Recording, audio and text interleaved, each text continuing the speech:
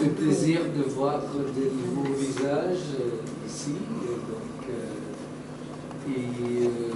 Ça nous fait un grand plaisir de recevoir Atay ici, qui est un ami depuis très longtemps, on s'est connus.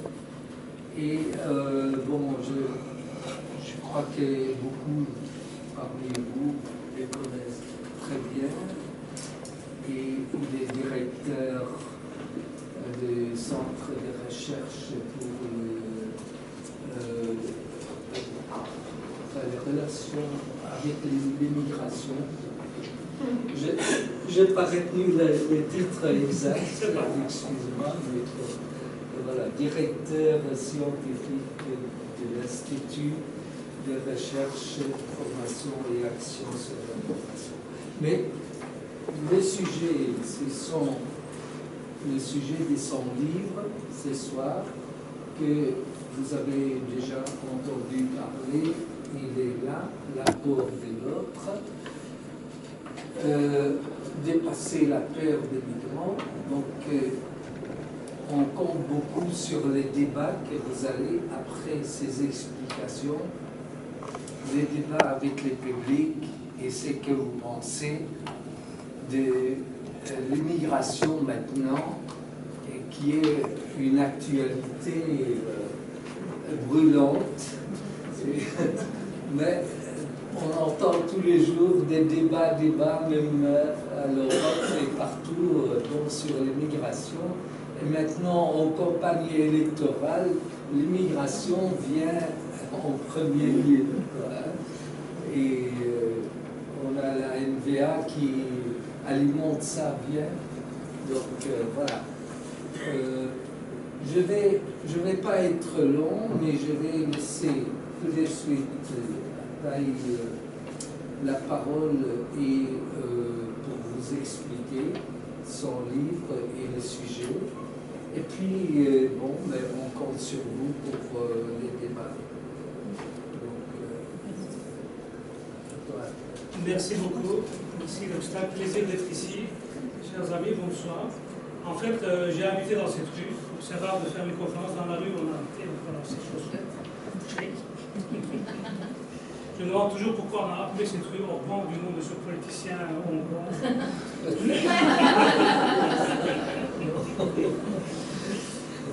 Bien. N'était pas encore là. Donc c'était pas encore lui, hein. C'est pas Victor ici, c'est Henri. Hein. C'est ça. Henri, pour que là. Eh bien, donc effectivement, comme mon ami vient de l'introduire, je vais vous présenter un livre. On vient de sortir l'année dernière, L'apport de l'autre, donc dépasser la peur des migrants. Parce que, comme l'introduction le laisse sous-entendre, c'est un débat d'aujourd'hui, mais j'ai envie de poser la question, quand est-ce que ce n'est pas un débat à l'immigration? Quand est-ce que ce pays, comme beaucoup de ses voisins, comme on pourrait même généraliser pratiquement l'ensemble du monde dit développé, voilà, les pays de l'OCDE par exemple, eh bien, ont arrêté de connaître l'immigration. Ou ont commencé à connaître l'immigration, je crois que c'est quelque chose qui est assez éternel dans notre histoire. Et on a même des preuves tactiles de ça, qui pourraient en parler durant l'exposé. Donc, quand est-ce qu'on va commencer à prendre cette migration, arrêter de prendre cette immigration comme un problème? On va essayer d'en voir les dimensions d'apport et on va essayer de le vivre comme une ressource. C'est un petit peu ça la question, qui n'est pas une question angoissée, dans la mesure où on voit que cette angoisse existe aujourd'hui, on voit les conflits, on voit les prises de parole, on voit la musculation et la radicalisation, entre les partis politiques par rapport à ça, ou bien des activités citoyennes par rapport à l'immigration. On va essayer un petit peu de désangoisser. Et aussi de rappeler la raison, ce n'est pas l'église au milieu du village, mais rappeler la raison au milieu du village, et essayer de voir comment est-ce que la raison peut éclairer cette question-là. C'est un petit peu mon objet. Bon, excusez-moi si mon exposé prend de temps en temps une allure un peu trop académique, mais je vais essayer j'aime bien cet exercice, de rendre ça la plus douce, popularisée possible. Et si vous ne comprenez pas quelque chose, vous avez envie de poser une question, vous n'êtes pas d'accord avec quelque chose, lever la main, je verrai si je peux répondre, sinon on laissera ça pour le débat parce qu'on va quand même essayer de suivre. Je demanderai à mon ami peut-être de me faire un signal dans 3 quarts d'heure par exemple pour dire que je puisse arrêter, puis après on aura le temps pour le débat. Ça va? On va comme ça? Merci. Donc voilà, qu'est-ce que c'est en fait? Nous, on a travaillé avec notre équipe, donc nous sommes une petite structure, rue Agimont à Liège. On travaille avec pas mal de régions en Europe sur les questions de migration. Nous essayons de développer des recherches-actions, de la formation continue et accompagnement des acteurs qui travaillent dans le domaine de l'immigration. Et pour pouvoir alimenter toute cette activité, de temps en temps, nous devons aussi faire des synthèses. Et ce livre est une synthèse en fait. Donc on s'est dit, pour répondre à cette angoisse qui se prend parfois de nous, qui se prend de nos médias, posons la question, qu'apporte l'immigration en fait? Pourquoi il y a l'immigration? Est-ce que ça apporte quelque chose? Et donc cette question peut paraître un peu banale finalement. Est-ce qu'on doit toujours s'intéresser à ce que l'autre apporte dès lors qu'il franchit la porte? Oui et non, on pourrait débattre de ça, mais toujours est-il que si on peut poser cette question, nous avons besoin de cœur léger, parce que nous sommes persuadés que la réponse est oui. Que voilà, une personne vient d'entrer dans cette pièce, à l'instant, cette personne a enrichi cette pièce nécessairement, parce qu'elle apporte sa personnalité, son être, sa force de travail, les cas échéants, ses couleurs, ses musiques, ses rythmes, ses saveurs. Cette personne apporte beaucoup de choses en fait. On peut les apprécier moyennement, pas du tout. Ben, certaines choses on peut apprécier, d'autres pas. Toujours est-il que c'est réciproque aussi, évidemment, par rapport à elle. Eh bien, une personne qui entre dans une pièce apporte nécessairement quelque chose à cette assemblée. Donc, ça, c'est une réalité humaine. Et donc, c'est pourquoi ça nous autorise vraiment éthiquement à poser cette question. Mais une bonne partie de notre société, force est de le constater, n'a pas nécessairement cet avis, n'a pas cette légèreté de réflexion que nous. Et se dit, ben voilà, moi c'est une menace, ça représente une menace pour mon identité, pour mon pain, pour mon travail, pour mon toit, que sais-je encore, ça représente une menace. Donc on essaie de voir, de tempérer ça, et on s'est dit, est-ce qu'il existe des recherches là-dessus? Voilà la raison. Nous sommes des chercheurs, je suis docteur en psychologie, mes collègues ont fait d'autres types de spécialités dans les sciences humaines, et donc on se dit, est-ce qu'il y a des réponses scientifiques à cette question? Et essayons de trouver ces réponses et faire une synthèse. C'est ce que nous avons fait. Donc, on s'est mis avec les collègues. C'est tout petit, c'est une espèce de pense-bête pour moi seulement. Mais si vous avez les bons yeux, vous pouvez voir. Et si les personnes sont intéressées, je lèguerai le diapo au centre ici, au centre. Et éventuellement, on pourrait vous envoyer par email sans problème. Donc, ici, dans ce livre, nous sommes intéressés à différents domaines de la recherche, notamment l'économie du travail, la démographie économique. Ça va, on entend bien, je n'utilise pas le micro, c'est pas la peine, je pense. La sociologie des migrations, la géographie du logement, ça a une incidence. La criminologie également, bien entendu. Parce qu'il y a des immigrés criminels, c'est sûr, il y en a qui ne sont pas. Il y a des non-immigrés qui sont criminels aussi, et il y en a des non-immigrés qui ne le sont pas, comme vous savez. Donc c'est quand même une question qui est intéressante, et ainsi de suite, etc. Il n'est pas évidemment tout vite. Nous avons fait ainsi appel à pas moins de 20 disciplines scientifiques, ou 20 parties ou sous-disciplines scientifiques, pour pouvoir... quel impact l'immigration avait, par exemple, sur le marché de l'emploi, sur les dépenses publiques, la sécurité sociale, par exemple, sur les valeurs des habitations. Mais c'est bien quand, je ne sais pas moi, 4 familles de Turcs viennent à côté de votre logement, peut-être que le prix de votre logement diminue. Je ne sais pas. Est-ce que c'est vrai? Est-ce que ça a été calculé aujourd'hui? Parce que ça se dit en fait. Mais est-ce que c'est vrai? Et puis le bien-être, le vivre ensemble, la criminalité, je vous l'ai dit, etc. On a pris une vingtaine de sous-disciplines scientifiques qui ont travaillé sur une vingtaine de domaines tels que ce que je viens de dire. On a fait une vingtaine de synthèses dans ce livre. Chaque synthèse, 5-6 pages, allez, 10 pages pour les plus grosses. Donc c'est pas grand-chose, mais à dessein pour que ça soit des tirés à part et que si vous vous intéressez au logement, par exemple, ou à la criminalité, vous puissiez prendre cette partie et éventuellement, pour les acteurs comme la maison qui nous accueille ici, c'est-à-dire la société civile, l'éducation permanente, l'animation socioculturelle, l'éducation, les enseignants, pour qu'ils puissent éventuellement en faire justement un objet de diffusion. C'est ça notre objectif. Moi, ma voix porte juste dans cette salle, un peu loin, mais peut-être que s'il y a des enseignants par vous, si en sortant d'ici vous avez envie d'investiguer l'une ou l'autre, les choses sont accessibles sur Internet aussi, donc vous pouvez le faire.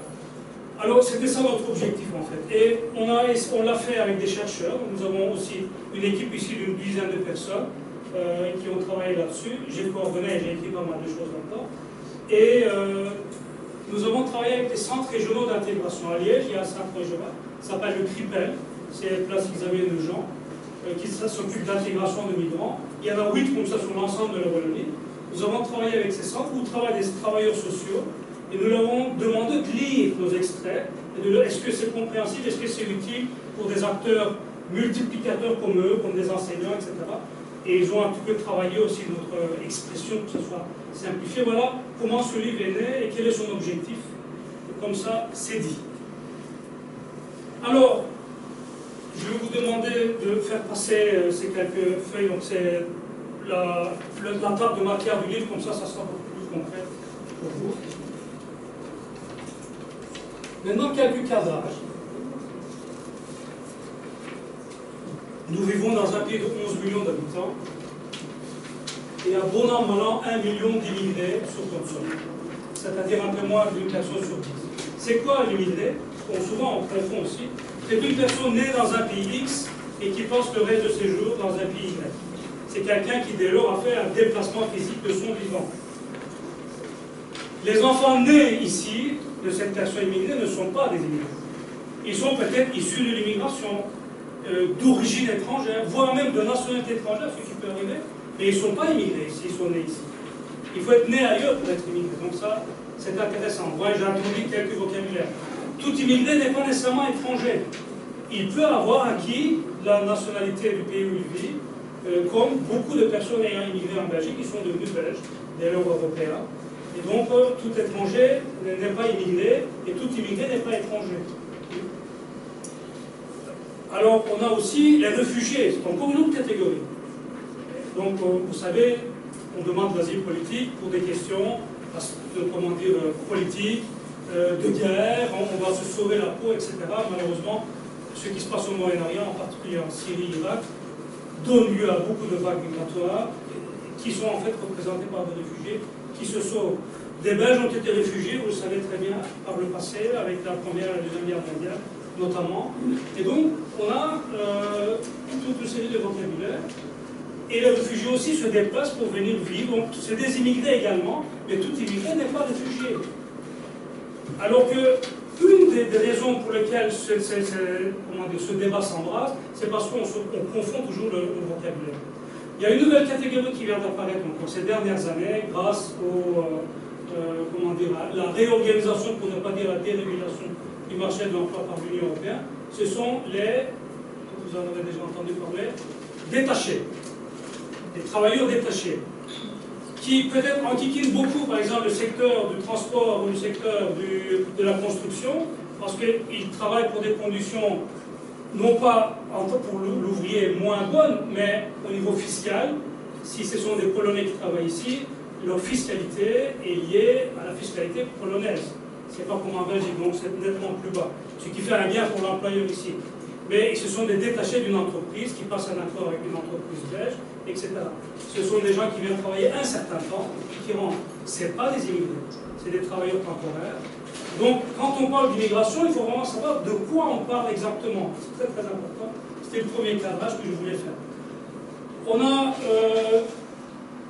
un migrant, donc on a environ 120 000 personnes qui arrivent chaque année de l'extérieur du pays pour s'installer en Belgique. Et il y a environ 80 000 personnes qui quittent la Belgique chaque année pour aller vivre ailleurs. Donc ça veut dire qu'il y a toujours un bonus de 40 000 personnes à peu près annuellement en Belgique. Ce qui représente 1,3% de la population totale, les entrées. Je ne compte même pas les sorties.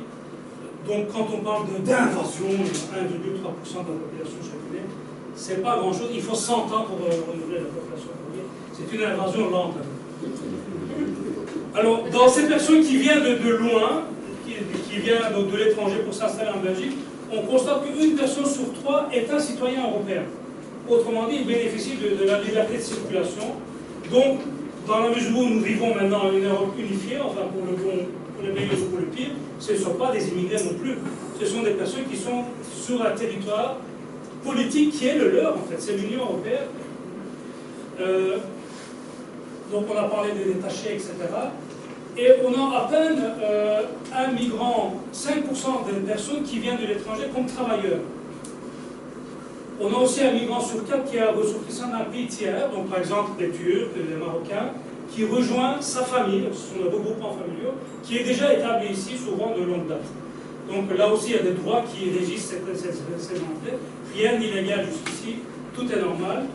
On a à peine 3% des personnes qui rentrent, donc 3% des 120 000, qui sont des demandeurs d'asile, soit une personne sur 1000. Vous voyez, il faut 1000 ans pour que la Belgique soit plein de réfugiés.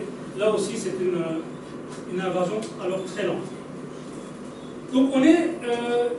et puis les migrations se font à des taux extrêmement, raisonnables, entre guillemets, ces temps-ci. Quand on pense au flux migratoire des années 60, par exemple, ou des années juste de réparation d'après-guerre, des années 46 à 66, là, il y avait des flux d'Italiens, et puis après 66, c'était des Turcs et les Marocains, des ex-Hugo, etc. Ce sont des populations qui étaient beaucoup plus nombreuses qu'aujourd'hui. Quand on regarde les entrées, elles sont relativement raisonnables. Quand on regarde même les entrées de réfugiés, elles étaient beaucoup plus nombreuses à la fin des années 90 au début des années 2000. C'est-à-dire pendant les guerres de l'ex-Yougoslavie précisément. Donc, quand on dépeint un tableau de vagues migratoires, c'est quelque chose parfois qui est exagéré. Alors, au niveau rapport, le premier rapport des migrations, et vous avez vu avec l'image de la personne qui rentre dans la pièce, c'est une personne de plus, un bras de plus, une bouche à nourrir de plus aussi, c'est vrai.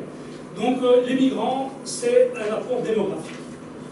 La Belgique a réussi à dépasser 11 millions d'habitants grâce aux migrations, en fait, tout ça est établi par les études démographiques, par ces nombreuses études que nous avons pu compulser.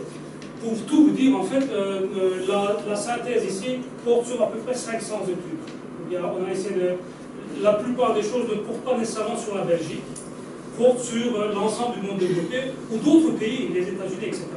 Mais alors, les synthèses que nous avons faites, non seulement nous les avons données à des travailleurs sociaux pour les adapter à un discours plus populaire, mais nous les avons données aussi à des chercheurs dans les universités, comme à Liège, voilà, Marco Martinello, André Herrera à Bruxelles, Frédéric Dauquier à Louvain-la-Neuve. Et donc, pourquoi? Parce que nous avons voulu que ces chercheurs puissent aussi translater cette information synthétisée provenant de différents pays développés par rapport à la Belgique. Qu'est-ce que ça vaut pour la Belgique? Qu'ils puissent un peu discuter de ça. Ils l'ont fait avec beaucoup d'amitié. Certains ont confié des pages, donc c'est dans le bouquin également. Donc on voulait vraiment utiliser toute l'information possible dans la recherche pour pouvoir aussi éclairer la situation de la Belgique, voire de la petite Wallonie qui nous intéressait particulièrement. Alors au niveau de la démographie, on constate aussi que, peut-être dans cette salle, mais en tout cas globalement dans notre pays, en Belgique, une personne sur 3 ou 3 personnes sur 10 ont au moins un des 4 grands-parents qui sont nés à l'étranger. Donc vous pouvez dire que dans cette salle, il y a au moins une personne sur 3 qui est issue de l'immigration. C'est là aussi que quand on parle de l'immigration, parfois, sans se rendre compte, on parle de sa propre histoire. C'est important de s'en rendre compte également de ça. Venons-en à la démographie. Oui, c'est vrai, les études le montrent. Les migrants est un apport démographique par rapport à nos pays qui sont en déficit de natalité. Donc on voit que le pyramide démographique, qui est en général dans ce sens-là, où il y a beaucoup plus de jeunes que de personnes âgées pour pouvoir supporter les pensions, aujourd'hui est quasiment inversé. Donc nous avons beaucoup trop de vieux pour pouvoir supporter. Ou beaucoup trop de... Je suis dans les vieux déjà. Ou beaucoup trop peu de jeunes pour pouvoir supporter ces vieux qui en plus vivent longtemps. De plus en plus longtemps. Ça aussi les démographes le disent. Hein? Donc c'est ça aussi le problème. Alors qu'est-ce qu'on peut faire? Soit on va faire beaucoup d'enfants pour renverser. C'est ce que le fameux M. Salvini qui vient d'être élu à l'Italie dit, alors que son pays a le taux de démographie le plus bas en Europe. En général, c'est les pays les plus catholiques qui aujourd'hui, l'Espagne, l'Italie et l'Irlande qui ont les taux de natalité les plus bas. La France qui a un quart. Les pays donc, du Nord, la Belgique et tout, tirent encore relativement bien le épingle du jeu. mais quand même, on voit qu'il y a un déficit de natalité. C'est pourquoi on dérégularise le marché de l'emploi, qu'on fait venir des forces de projet, etc. C'est pas pour rien. Hein. Parce qu'il y a un vrai besoin. D'ailleurs, vous entendez, il y a un taux de chômage, certes, mais aussi plein d'industries qui sont en tension ou en pénurie d'emploi de travailleurs. Donc c'est assez contradictoire comme situation. Eh bien, les démographes nous disent, oui, l'immigration est un apport, voilà, des apports, mais c'est totalement insuffisant. Il faudrait des niveaux de migration. Alors là, comme des vagues entières, comme pas les chiffres que je vous donne beaucoup plus, qui seront alors dès lors peut-être tout à fait gênantes pour produire de l'intégration, ça on peut comprendre, on n'y est pas, bien entendu. Eh bien, donc l'immigration ne suffit pas. Donc on ne peut pas non plus dire, nous en tant que chercheurs, ouais, l'apport des migrants c'est...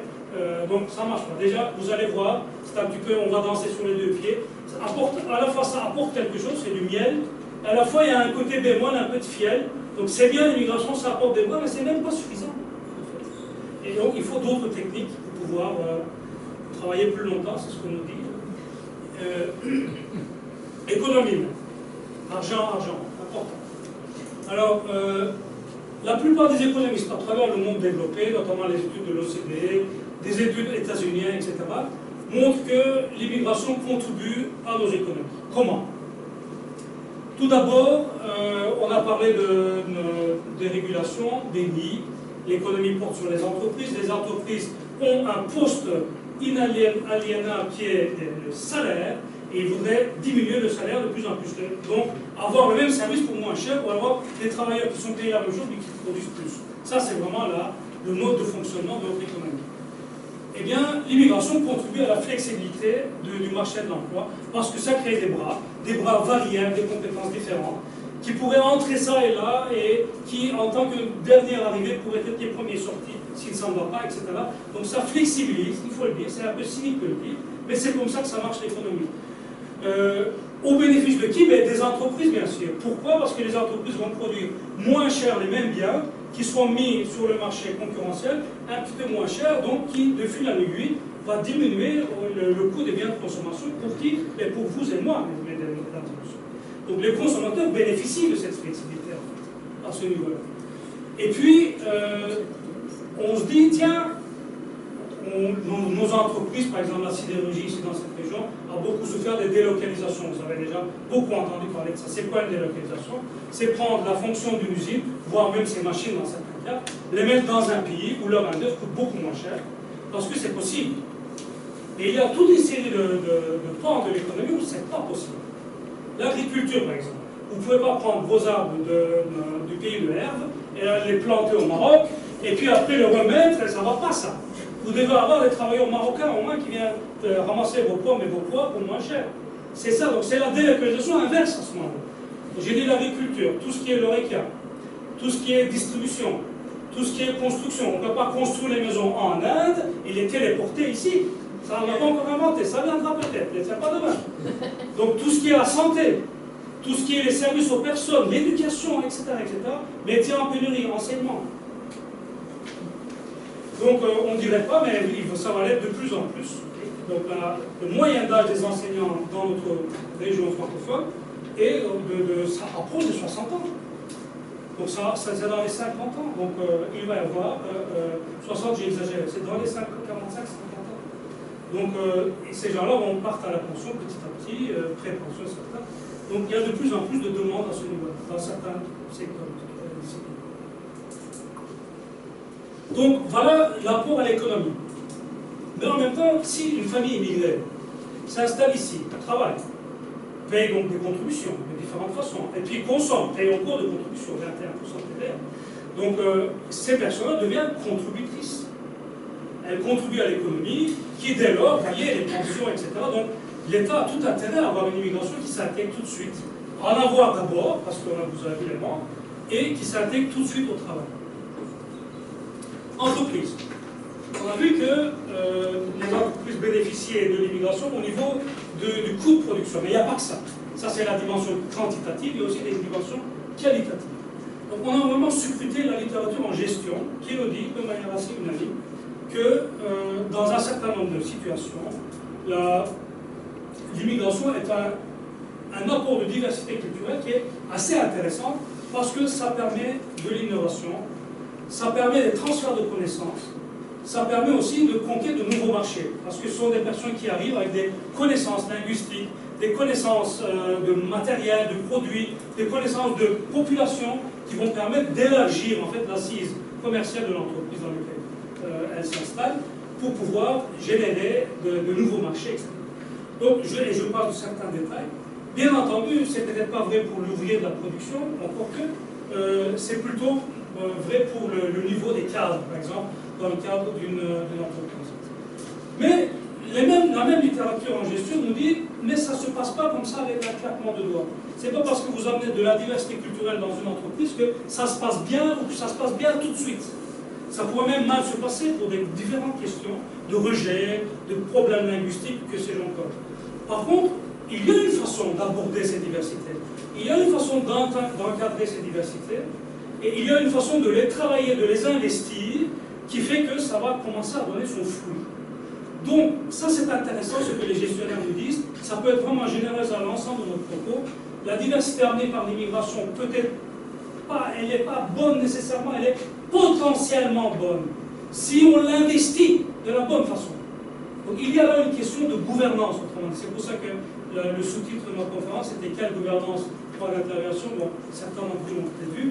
Donc, quelle gouvernance, c'est intéressant. On va partir de ce point-là maintenant pour un petit peu voir qu'est-ce qui peut aider nos gouvernants, nos structures, notre société civile, etc. à imaginer cette gouvernance. Avançons un petit peu. Donc, au niveau géographique, par exemple, une chose est certaine, il y a une loi de l'immigration qui est écrite nulle part, mais vécue par tous. C'est que pour les gens qui ont immigré un jour dans leur vie, le savent, un immigré ne va pas où il veut, il ne peut aller où il peut. Ça, c'est une loi qui était vraie pour les, les gens qui partaient aux États-Unis, quand c'était la famine en Europe, etc. Vous allez me dire, oui, ils ont conquis la terre des Indiens, c'est vrai, mais ils n'ont pas pu aller où ils veulent non plus. Ils sont allés là où ils pouvaient, selon leurs moyens. Certains, c'était les moyens des jambes, ils pouvaient avancer, ils sont restés, ils n'ont pas pu aller plus loin. D'autres, ils avaient plus de moyens, plus de fusils, ils sont allés plus loin. Donc, eh bien, c'est pareil ici. C'est pareil ici. Croyez-vous que les Italiens qui sont arrivés après 1946 sont allés où ils veulent? Non, ils sont venus dans le cadre d'un contrat de État à État, ils devaient travailler dans les mines, etc. Les Turcs, les Marocains, les ex-Yougos, les Grecs qui sont arrivés, les Espagnols un petit peu après, les Italiens, ils sont allés où ils veulent? Non. Ils sont allés là aussi, selon des contrats, tout ça a été arrangé. Est-ce qu'ils ont pu habiter où ils voulaient? En général non, parce que là, même s'il n'y a pas de règlement, la règle économique veut que, en général, pour les salaires qui sont relativement bas et les métiers peu qualifiés, souvent les gens habitent pas loin de l'endroit où ils travaillent, pour des questions notamment d'économie. Par ailleurs, si vous arrivez quelque part que vous avez votre première paye, elle vous permet pas nécessairement de louer n'importe quelle villa au Sartiment. Donc, vous devez quand même vous contenter. Et puis, malheureusement, il y a aussi des faits de discrimination, de rejet. Ce pays a quand même connu des cafés où il était marqué « fermés aux chiens, aux Italiens ». Il y a des photos de ça. Et puis tout ça est encore vécu aujourd'hui. Vous êtes trop brun pour que je puisse vous louer. Hein, c'est le genre de... Ou bien c'est déjà loué, madame. Ou bien, quand au téléphone ça va, mais quand on va arriver une dame noire, on dit « oh, c'est déjà loué ». Donc tout ça est déjà est encore d'actualité, hélas. Donc on ne peut pas habiter où on veut, on habite où on peut. Donc c'est ça qui fait qu'il y a des concentrations qui se font. Des concentrations qui sont liées au marché du logement, au phénomène que je viens de dire, mais aussi, de manière plus positive, qui sont liées aussi à l'attraction qu'une communauté peut jouer par rapport à ses ressortissants, parce que ce sont des gens qui parlent la même langue, qui sont là depuis longtemps, qui vont me servir de guide, etc. Et donc on va créer des petites, on va pas parler de ghetto, mais enfin, on va créer des concentrations en fait. On en connaît dans notre région, moi, qui sont liées à l'emploi, à la Cherac, où j'ai travaillé quand même. Oui. Moi j'avais une petite question. Ça me permet de voir. J'étais pas née dans les années 60. Et donc il y avait ça pour les Italiens, je suis tout à fait au courant, il y avait des accords d'État-État par rapport au Maroc, etc. Il y avait aussi des accords, et donc aujourd'hui, peut-on considérer que la dimension, parce qu'on voit quand même qu'il y a par un tas de phénomènes, notamment les réseaux sociaux, etc., le fait qu'il y ait un espèce de décomplexe de la parole raciste de la part des politiques politiques, etc., qui ramènent quand même le fait que le débat migratoire est de plus en plus vif aujourd'hui. Mais est-ce que vous pensez que le fait qu'il y avait des accords avant en CETA, qu'il n'y a pas aujourd'hui, notamment par rapport à l'Irak, la Syrie, j'imagine le Soudan, l'Éthiopie, non plus, qu'il n'y a pas d'accord, ça c'est des cas. On parle déjà de choses différentes. On parle aussi de fusées, etc. Mais par rapport aux migrants, parce que souvent on confond tout ça aussi dans les. Enfin, au niveau populaire, on confond les deux. Et est-ce que ça change quelque chose, le fait qu'il y avait des accords, je ne sais pas si on a toujours été. Écoutez, sur l'histoire de l'immigration à partir des années 40, il y a des très belles synthèses. Vous tapez histoire de l'immigration en Belgique, vous allez tomber dessus. Je vous conseille vraiment de le lire, je ne veux pas pouvoir donner tout le détail. Mais jusqu'en 74, toute immigration était organisée. Il y a eu quelques clandestins qui sont venus, par exemple, les Turcs qui sont venus de manière clandestine, on les appelait les touristes. Et puis ils sont régularisés. Des régularisations, il y en a eu à l'appel, toutes ces années-là. Parce qu'il y avait besoin, ça ne gênait personne.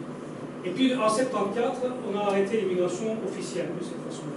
Mais les arrivées de population ont continué. Comment? Regroupement familial et asile politique. Et puis quelques autres, pour quelques domaines, il y avait des contrats, des gens qui arrivaient. Donc c'était assez marginal. Mais on va dire, l'immigration est arrêtée, ça devrait être l'immigration zéro, que nenni, ça a continué. On est arrivé, il y a eu peut-être un petit passage de traversée de désert, mais après, même si on est à des niveaux inférieurs aux années 60, c'est quand même des niveaux remarquables. Pourquoi? Parce que, j'ai donné le nom tout à l'heure, on a dérégularisé le marché du travail. Est-ce que vous pensez que ça change quelque chose, justement tout ça, par rapport au débat aujourd'hui qu'on fait aux questions? Écoutez, si l'immigration était organisée, normalement, elle devrait à nouveau redevenir organisée, puisqu'il y a des besoins dans ce sens-là, je pense que ça limiterait quand même pas mal le débat. Il y aurait une organisation, il y aurait un cadre, etc. Un certain nombre de personnes viendraient légalement. Alors, beaucoup de pays sont à feu et à sang, ce sont des réfugiés, ou même s'ils ne sont pas menacés individuellement, ils ne sont pas visés individuellement parce que faisant partie d'un groupe politique ou ethnique, que sais-je, ils peuvent toujours avoir une bombe qui tombe sur la tête, c'est quand même pas agréable, on pense à l'enfant et on va ailleurs. Et si les gens traversent par des bateaux pneumatiques, ils ne sont pas fous, ils connaissent le danger, ils se font exploiter en passant par les pays Afrique du Nord, etc. Ils se font voler par des réseaux, en arrivant en Italie, en Europe, dans différents pays, c'est encore pareil. Et donc ils ne sont pas fous, s'ils prennent ces dangers en considération, c'est que les dangers qu'ils fuient sont encore plus importants. Hein. Donc c'est... Alors, mais finalement on n'entend pas de cette oreille-là ici. On n'a pas cette information, ou alors on a des visions biaisées. Comme d'ailleurs en Afrique, ils ont aussi une vision biaisée par rapport à l'Europe. Il y a aussi cette dimension-là qu'il faut corriger. Par contre, si on crée des canaux sélectifs où les gens peuvent immigrer, parce que ce sont des gens dont on a besoin, et ils immigrent avec les règles, les lois, les droits, etc., ça pourrait même bénéficier à un développement dans le pays d'origine. Donc ça pourrait aussi arrêter doublement ces flux qui sont intempestifs, qui sont dangereux, tant pour les personnes, que pour nous-mêmes, voire même pour les pays d'origine, parce que ça les rend exempts en quelque sorte. Donc on est dans une dérégulation, comme le marché de l'emploi, l'immigration aussi a été dérégulée, et ce n'est pas bon ni pour nos États, ni pour les citoyens de ces États.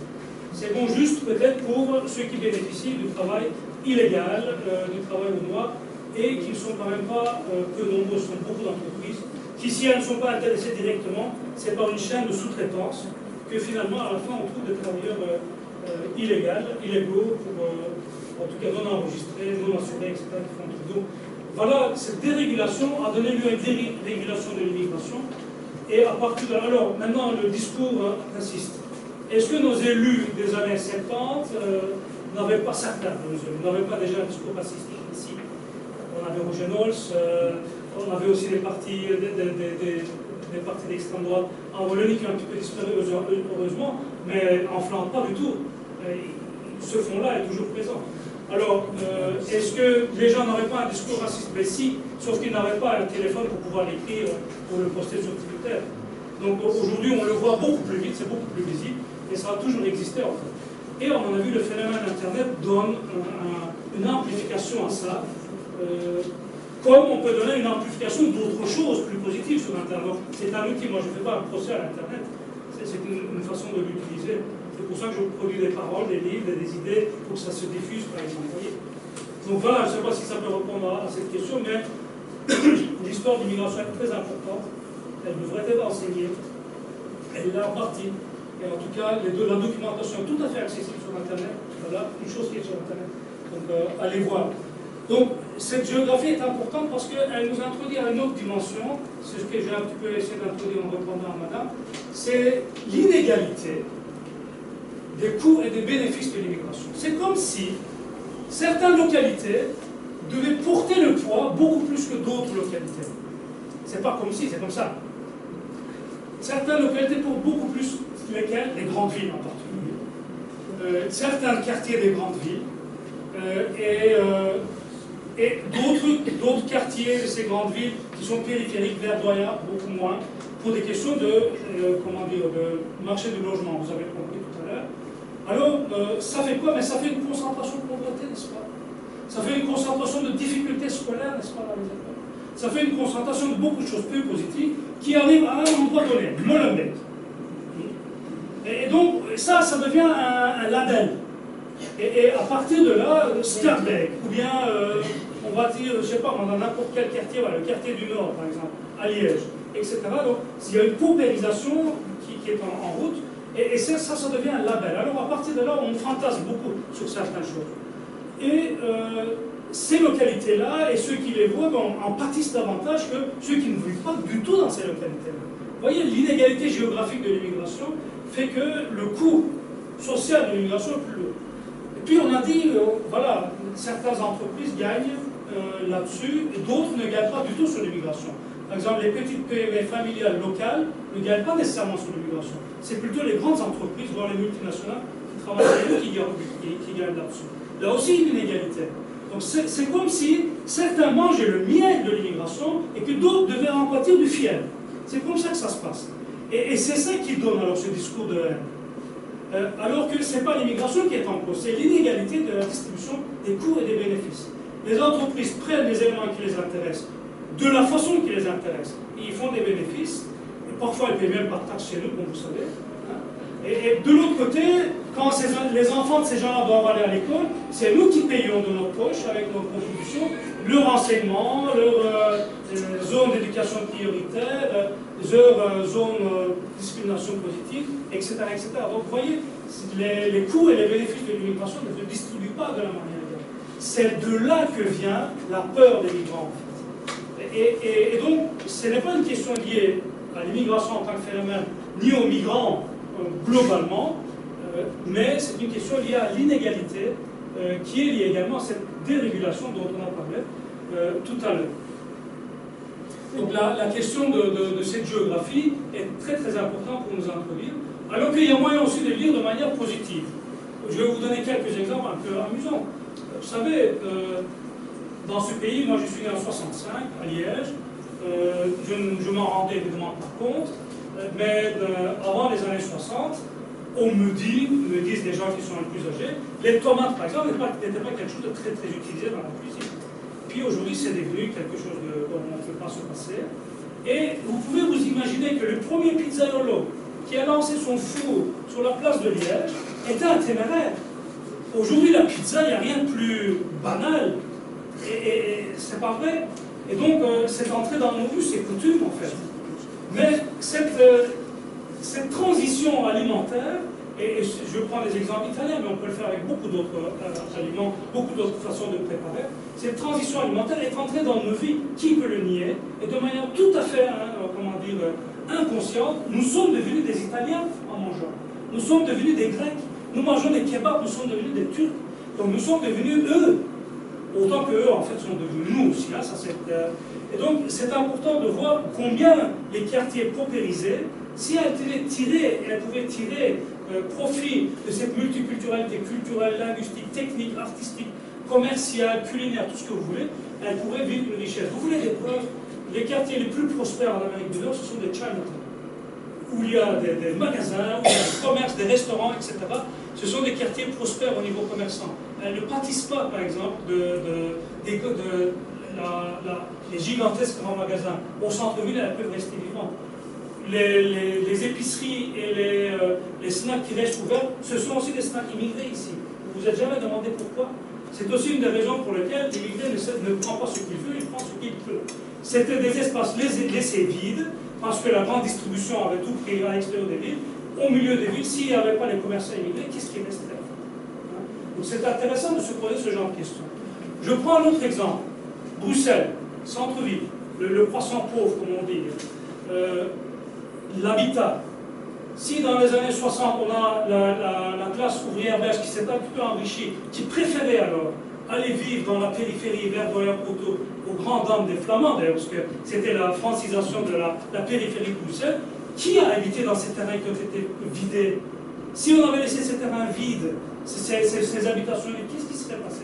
Bruxelles est restée une ville parce que les immigrés qui arrivaient à ce moment-là, pour justement prendre la place dans les usines et autres services comme la construction, par exemple, du métro, ou bien justement conduire ces métros, ces bus, les immigrés qui arrivaient, et ils se sont installés dans ces maisons vidées. C'est pas parce que les immigrés qui sont arrivés que ces maisons se sont vidées. C'est parce qu'elles étaient vides que les immigrés sont arrivés. Dans la mesure où elles étaient vides, elles coûtaient moins cher. Toutes les maisons étaient à vendre.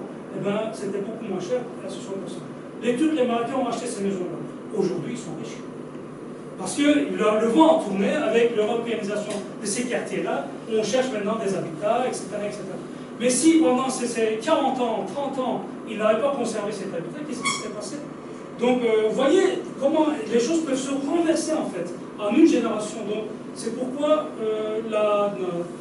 le fait de voir la concentration de population comme un désavantage est une possibilité, mais on peut aussi en voir les avantages. Donc, c'est important d'avoir les deux regards, sinon on n'a pas une gouvernance, une politique, une action adéquate. Et donc je conclue, j'ai déjà donné pas mal. La société s'enrichit aussi par la vie associative.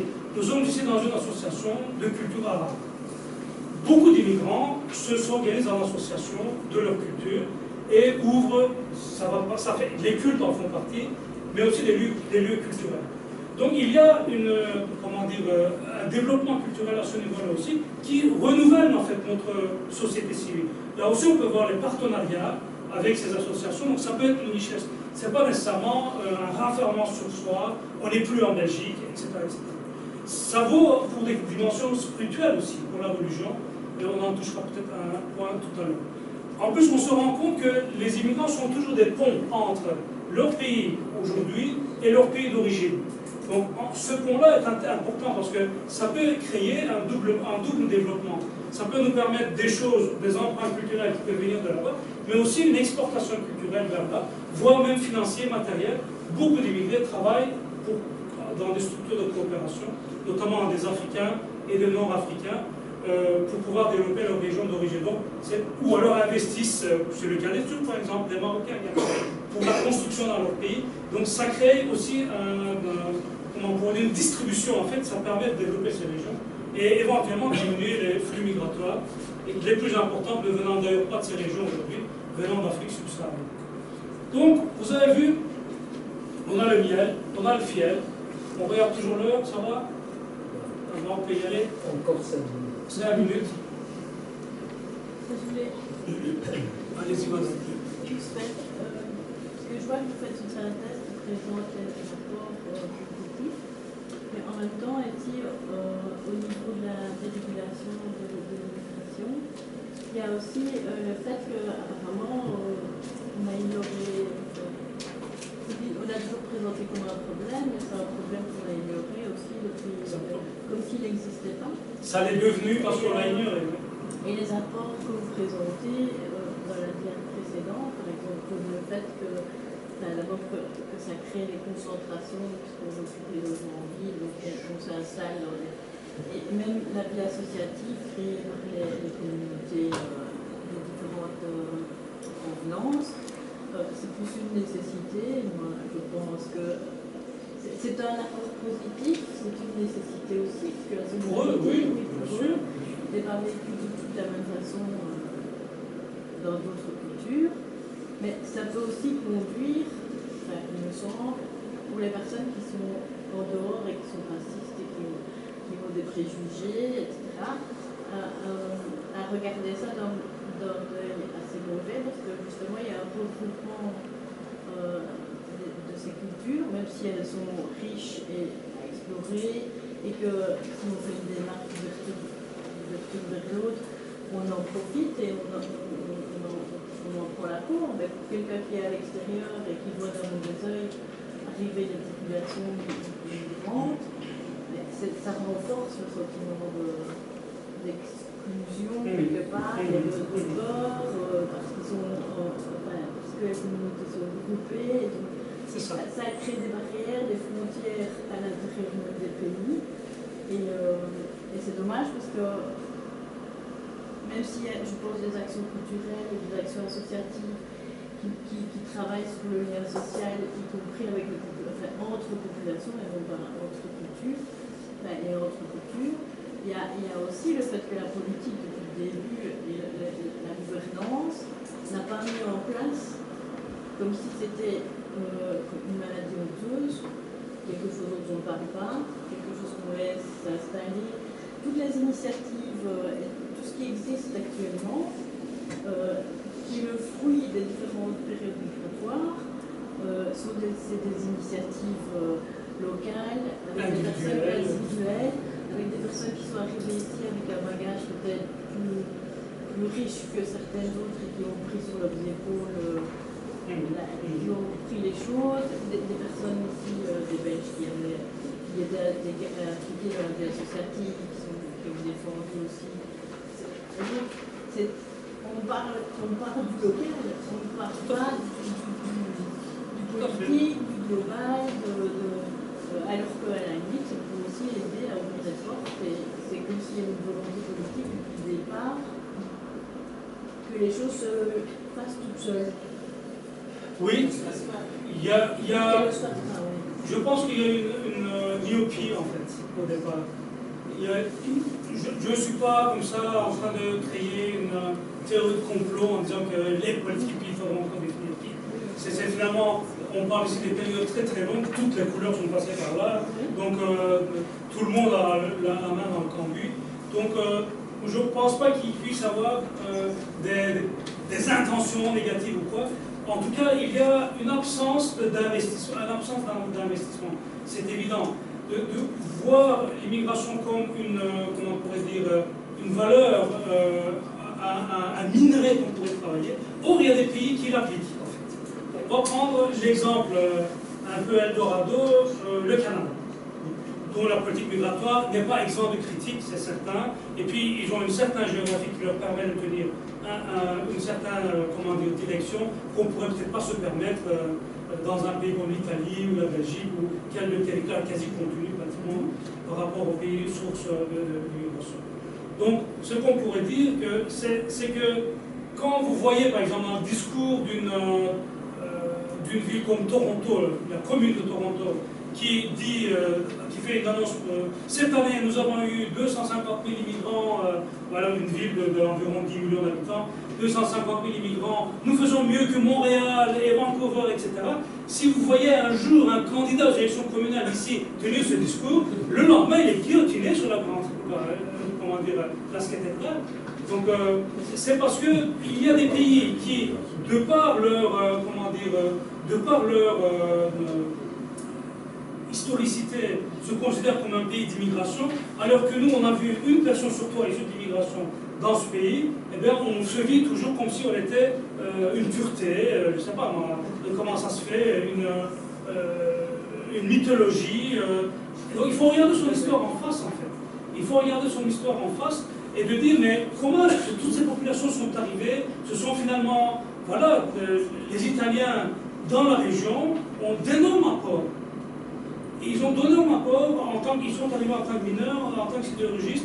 Ils étaient dans les syndicats et les combats pour les maladies, par exemple, professionnelles, ils en étaient. Ça fait partie des apports. On a parlé des apports culinaires, etc. Quand on va de l'autre côté, du côté de la Louvière, il y a des études d'architectes qui étudient combien la façon de construire les maisons des Italiens a influencé les Wallons à construire les leurs. Donc il y a c'est inscrit dans la pierre, en fait. Ça, ce sont et puis il y a des migrations plus anciennes encore. Hein. Et puis, fatalement, les migrations plus récentes ont des apports aussi, dans la mesure où l'historicité est moins grande, c'est peut-être un peu moins visible. Et puis les toutes dernières arrivées vont aussi apporter des choses. Donc on peut très bien dire, prendre le pli d'une gouvernance plutôt positive par rapport à ça. Mais alors comment? C'est pas une histoire de bisounours.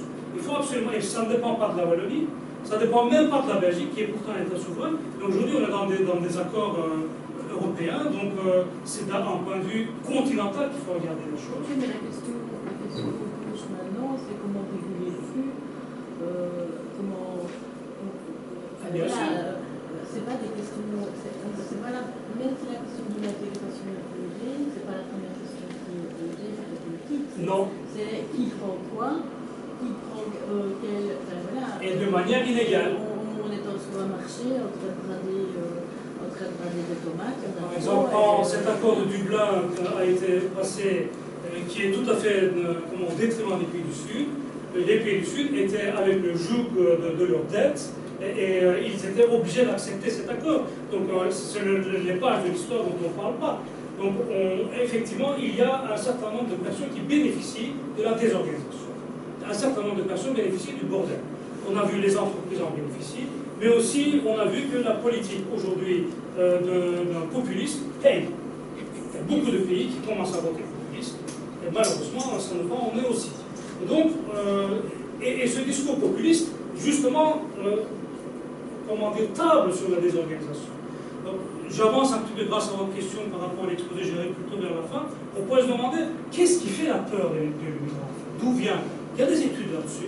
Eh bien, les gens, les politologues, par exemple, qui se sont intéressés à cette question de la peur des migrants, trouvent comme facteur, plusieurs études le signalent, comme facteur principal, le sentiment de peur vient du fait que le citoyen, ou une partie des citoyens, pensent que les gens qui les gouvernent sont incapables d'organiser l'immigration à leur bénéfice. Et ils n'ont pas tort, en fonction de ce que je viens de dire, ils voient juste, ils ont raison d'avoir peur, en réalité. Parce qu'ils voient bien que l'immigration n'est pas organisée d'abord, ou si elle est organisée, elle est mal organisée, et de façon à ce que les bénéfices aillent d'un côté et les maléfices de l'autre. Et cette situation-là, tant qu'on ne la changera pas, donc on va avoir un problème. Deuxième problème. Ayant compris, vous voyez, c'est vraiment quelque chose de dialogique, c'est le serpent qui se mord la queue. Ayant compris que cette désorganisation fait peur, qu'un certain discours musclé par rapport à ça va faire des bénéfices politiques, eh bien on prend le pli de ce discours. Et ensuite on entre dans une espèce de cercle vicieux. C'est ce que les politologues mettent en avant pour expliquer comment à la fois les choses vont mal et notre vision commence à tourner également dans ce sens. Alors qu'on peut très bien imaginer un autre discours qui se base non pas sur les peurs des électeurs, mais sur les résultats des recherches scientifiques. C'est là que moi j'invite la raison au milieu du village. Et parce que ces recherches existent, il y a des choses qu'on connaît, il y a des choses qu'on a étudiées depuis des décennies. Les résultats sont là, concordants sur différents pays, sur différentes périodes de l'histoire, avec différents groupes immigrés dans différents contextes. Et tous montrent en fait que les pays développés ont besoin d'immigration.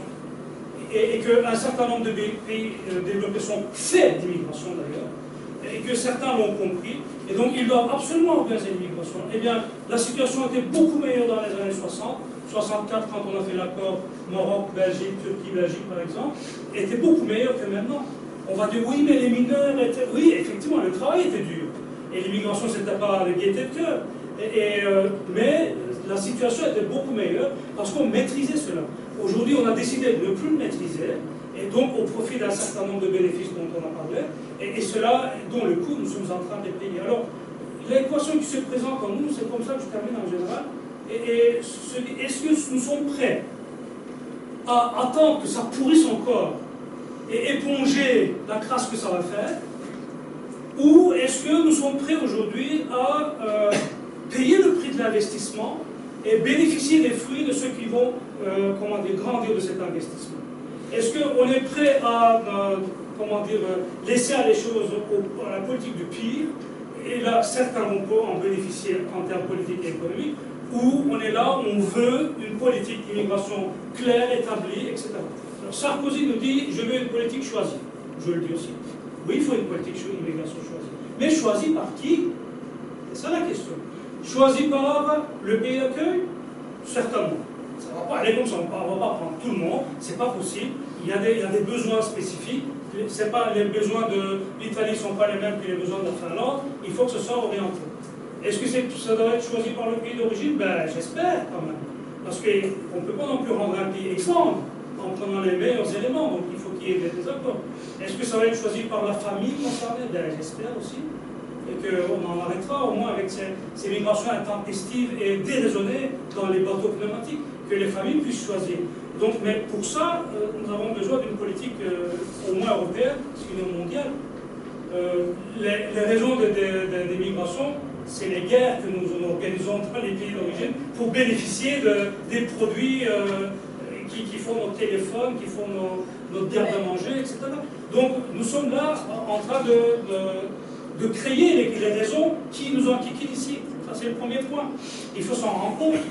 Deuxième point, eh bien, si on a des besoins, mais on n'a pas que des besoins de gens diplômés, hein, on a aussi des besoins de main-d'œuvre de base, hein, c'est sûr. Donc, qu'on organise, mais il faut que ce soit des gens de métier qui connaissent, donc qu'on organise les migrations, qu'on organise les formations une fois que les gens arrivent, très rapidement, qu'ils deviennent vite contributeurs. Eh bien, ça, ce sont les règles. On a vu la concentration nuit à l'intégration. Désorganisons la concentration, essayons de partager les gens. Ou créons des mixités sociales dans nos cités. Donc on a vu aussi que l'intégration ne se fait que quand on brasse les gens. Eh bien, dès que les gens arrivent, c'est des citoyens. Quand vous immigrez aux États-Unis, au Canada, assez vite, vous êtes citoyen, vous avez la nationalité, vous avez le droit de vote, vous payez vos taxes, mais vous avez aussi le droit de bénéficier des services. Et donc, on vous sollicite tout le temps pour participer à des activités de bénévolat, à ceci, à cela, dans votre localité. Et madame a raison, l'intégration n'est pas un phénomène global, l'immigration est un phénomène global. L'intégration est un phénomène local. Donc c'est ici, bientôt c'est les élections locales, on réfléchit, qui parle le plus de participation, qui organise la participation, qui rend possible le fait que les gens se parlent les uns aux autres et se reconnaissent en voisins, et pas l'immigré d'en face, mais c'est le voisin. Et c'est ça qui crée l'intégration. Donc, ce sont avec ces pas-là qu'on va arriver vers une intégration. Bien, on est beaucoup plus précis que ça, évidemment, mais je ne vais pas vous raconter tout le bouquin. Et il y a effectivement des critères de qualité d'une politique d'intégration au niveau local. Ça aussi, ça a été étudié par des démographes, par des politologues et des sociologues. On les a un peu synthétisés également. Donc, mais je ne vais pas la faire la plus longue, je vais petit à petit passer la parole à la salle pour entamer le débat, si vous voulez bien. Donc, voilà, pour le moment, c'est la partie plus académique qui est terminée, ouf. Donc, à vos questions pour qu'on puisse aller au plus près de vos préoccupations, autant que je puisse y revenir. Merci. Merci à vous. La dernière phrase de votre exposé m'inquiète un peu. Le coût de l'intégration désastreux, exemple, l'islam en Belgique. Non, le coût de... Vous relisez. Pardon, relisez. Oui. Le coût de la... Non-intégration est désastreux. Oui. Qu'est-ce que ça veut dire? Exemple, l'islam semble être.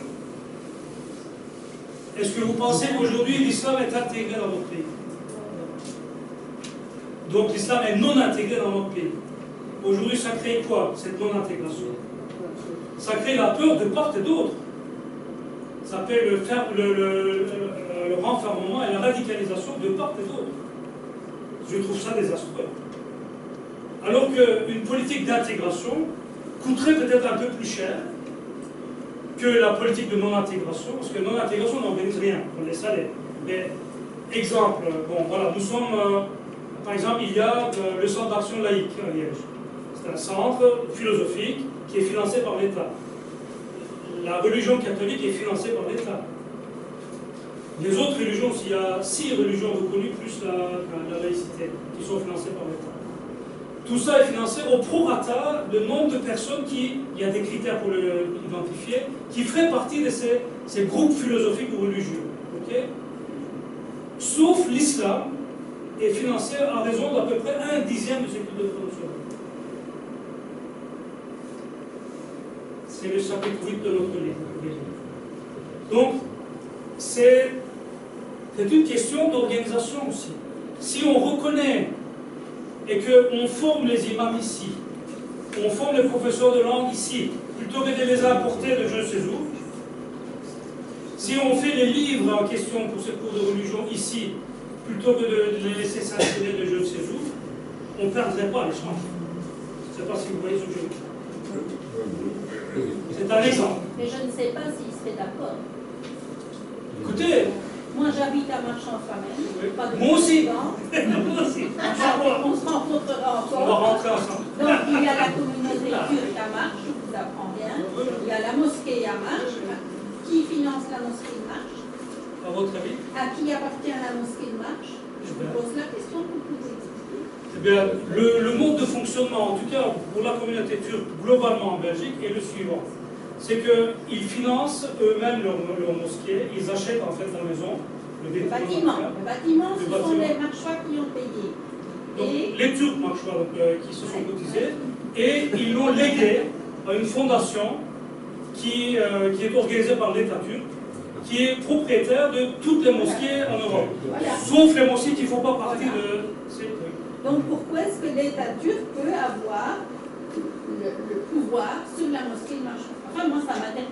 Si je suis ici en venant de Marche et que ça m'intéresse, l'intégration, ça m'intéresse, je suis allée visiter la mosquée, je suis quand même restée sciée que, voilà, et que l'imam reçoive son discours, pas d'ici, mais de l'extérieur. Alors, l'imam, il est payé dans la Turquie. Voilà.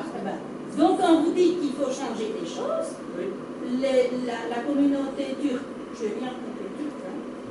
La Pourquoi vous pensez communauté que... turque a marché là depuis 72, Oui. et donc ça veut dire qu'il n'y a pas, pour moi, il y a un défaut d'intégration. Oui, alors, pensez-vous qu'on leur a proposé de financer leur imam et ils ont refusé? Pensez-vous que c'est ainsi que ça s'est passé? Non. Je pense simplement qu'il y a un certain laxisme qui fait qu'en Belgique, on laisse installer ce processus-là. Non-intégration. Voilà. C'est ce qu'il vous dit. Oui, mais alors qu'est-ce qu'on fait? On fait un rapport de force en disant on ne veut pas de... Ben, c'est-à-dire que oui, qu'à un moment donné, il faut reprendre des choses en main. Par exemple, on va dire petit à petit, on y arrive, mais très lentement. On va dire on va créer un institut théologique musulman en Belgique. Mais les Allemands et les Pays-Bas ont le leur. la communauté turque en marche, je prends celle-là parce que c'est ce que je connais mieux. Ils sont là depuis 72, on est en 2018. Oui. On en est toujours là. Moi, je vois dans mon quartier, j'ai justement, c'est pour ça que j'habite là parce que c'est multiculturel. Ma voisine, un petit peu plus loin, a des enfants qui ont 30 ans. Elle est toujours habillée, voilée et elle ne parle pas un mot français. Non. Alors, il est où le problème? Moi, je la rencontre, je la salue. Je ne demande pas mieux que de lui faire la conversation, mais je ne peux pas apprendre le turc avec une méthode ultra rapide, ça ne marche pas. Mais donc, voilà. J'ai vécu 25 ans à Bruxelles, donc je vois bien aussi comment ça se passait. Donc, le problème de l'intégration, je suis tout à fait dans votre discours, d'accord avec votre discours, que c'est à nous à aller vers eux, mais alors je vous renvoie quand même le revers de la médaille en disant, et quoi? Quand je parle de Marche, je ne parle pas de Molenbeek, j'ai vécu là-bas aussi. Voilà, et tout est harmonieux dans Marche, mais moi je remarque qu'il n'y a pas cette intégration-là. Vous avez posé la question à votre final, vous avez fait une interpellation, est-ce qu'il y a des citoyens de Marche qui avant vous, qui réfléchissent au problème et qui ont posé des questions pour voir comment on peut changer les choses? Oui, je pense que j'ai une vie. Vous avez déjà essayé. Je pense que j'ai une vie active qui fait que. Mais maintenant, c'est des questions. Il y a- Non, mais. Il y a, moi, je voudrais bien répondre à madame et dire que, bon, c'est la faute des musulmans qu'il n'y ait pas de financement de l'État. Parce qu'ils ont essayé, dans les années 80 et 90, de financer les mouvements islamiques, pas les mouvements, mais l'organisation d'un culte musulman, et ça n'a pas marché, ils se sont bagarrés entre eux, parce que l'islam n'est pas un pays. Non, non, Hein? C'est plusieurs pays, plusieurs tendances à l'intérieur. Hein? Bon, chiites, sunnites, alaouites, machin, et tout ça, ils sont divisés entre eux. Et c'est leur faute qu'ils n'arrivent pas à mettre une structure valable. Et chaque fois ils font des élections, il y en a qui boycottent. Et ils sont contre. Moi, je ne veux pas tenir un discours faute de l'un de l'autre. Il se fait qu'il y a des erreurs de part et d'autre. Par exemple, quand le culte musulman a été reconnu en Belgique, c'était en 1974. Le roi Baudouin a à ce moment-là passé un accord avec le roi d'Arabie Saoudite. Il a confié l'organisation de l'islam à l'Arabie Saoudite. Et on était en 1974, vous en rappelez peut-être. C'était quoi 1974? D'ailleurs, la Grande-Bretagne appartient à l'Arabie Saoudite. Plus maintenant, mais on vient des footeurs. Mais ça vient seulement maintenant. Donc, pourquoi? Parce que cette 74, c'était la crise politique et la crise pétrolière. La crise pétrolière. Donc, vous voyez, toutes ces relations sont un petit peu empreintes d'intérêts, en fait, qui ne sont pas nécessairement liés à la vie spirituelle des gens qui sont ici. Et puis, comme on organisait les autres religions orthodoxes, par exemple, protestantes, etc., pour leur financement, sur le modèle des religions chrétiennes, et où il y a, parfois, c'est pas toujours un pape, mais enfin, il y a une autorité suprême, et on a essayé d'appliquer ce modèle-là au modèle musulman, où déjà il n'y a pas d'autorité suprême, et que la religion, comme vous savez, le mot religiare, ça lie les gens. Les gens se lient dans des mosquées où on parle leur langue. Et souvent, comme madame, votre voisine, elle a X années, aujourd'hui elle aurait pu apprendre le français, malheureusement elle n'a pas appris, mais les cours de français ne couraient pas les rues non plus. Dans les années 60, elle a eu des enfants qui, eux, ont fait des études, son mari travaille, qui parlent tous le français, mais elle ne parle pas le français. Tout à fait. C'est quand même... Comment? Il y avait un espoir de retour. Il y avait un espoir de retour aussi, mais depuis longtemps c'est fini, et malgré tout, les gens qui sont cristallisés là, dans leurs 3 mots de français, ils n'ont pas été plus loin, quoi. Donc, venons-en à l'histoire de l'organisation. Ici, dans notre ouvrage, on a confié à Jean-François Husson et Michael Privot, deux spécialistes de cette question de financement des églises et des cultes en Belgique. Donc, ils font cette histoire-là. Il y a quand même eu pas mal de malentendus, plus les petites guerres de clochers dont parle notre ami, donc finalement, qui n'ont pas donné lieu à cette organisation. C'est toujours pas réglé, et c'est une des raisons de ce sous-financement aujourd'hui. À ce moment-là, quand il y a un vide, la nature n'aime pas le vide, dit-on. Qui remplit le vide, en fait? Et ceux qui trouvent l'intérêt à le faire. Et donc, on a eu aujourd'hui, il y a effectivement un message toxique qui est présent, heureusement pas dans la majorité des lieux de culte, dans une minorité. Et maintenant, aujourd'hui, on fait des activités policières pour voir où c'est. Alors qu'on aurait pu organiser cela 3 générations plus tôt, en essayant de rendre ce culte vraiment local et pas confié. On a continué à importer les professeurs de religion, les imams des pays d'origine. On continue encore. Donc tout ça fait que... Des pays d'origine, et même pas spécialement des pays d'origine. J'avais lu un livre il y a 2-3 ans de journalistes, deux journalistes français qui enquêtaient justement là-dessus et qui regardaient justement les liens qui existaient entre, je me souviens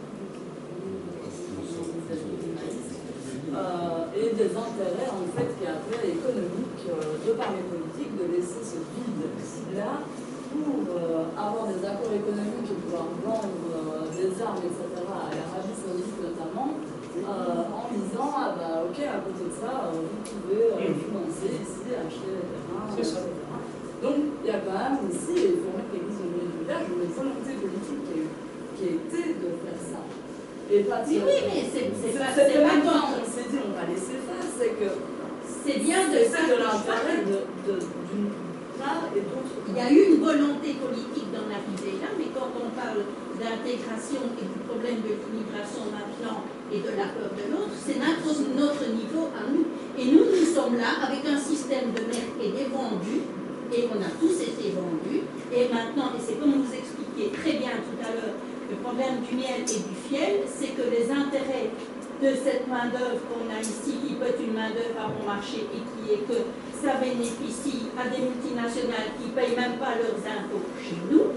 Et nous devons faire fonctionner un système de sécurité sociale et autres avec les petites gens. C'est exactement ce que vous avez expliqué tantôt. Donc moi, j'ai bien compris, et de ma petite personne, parce que je pense que le discours, c'est qu'on voudrait qu'au niveau de l'immigration... Mais est-ce qu'il faut que la solution à ça, c'est justement d'éduquer, de parler de tous ces phénomènes-là dans les écoles aujourd'hui, pour que la jeune génération ait conscience de tout ça et qu'on puisse changer les choses et mettre des politiques en place.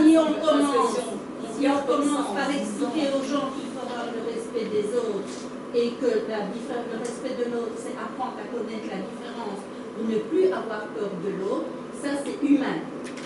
Et c'est pas en apprenant ça dans les écoles qu'on va tout de suite renverser tout ce qui est au-dessus. Donc il faut apprendre le respect des autres et le respect fonctionne dans les deux sens.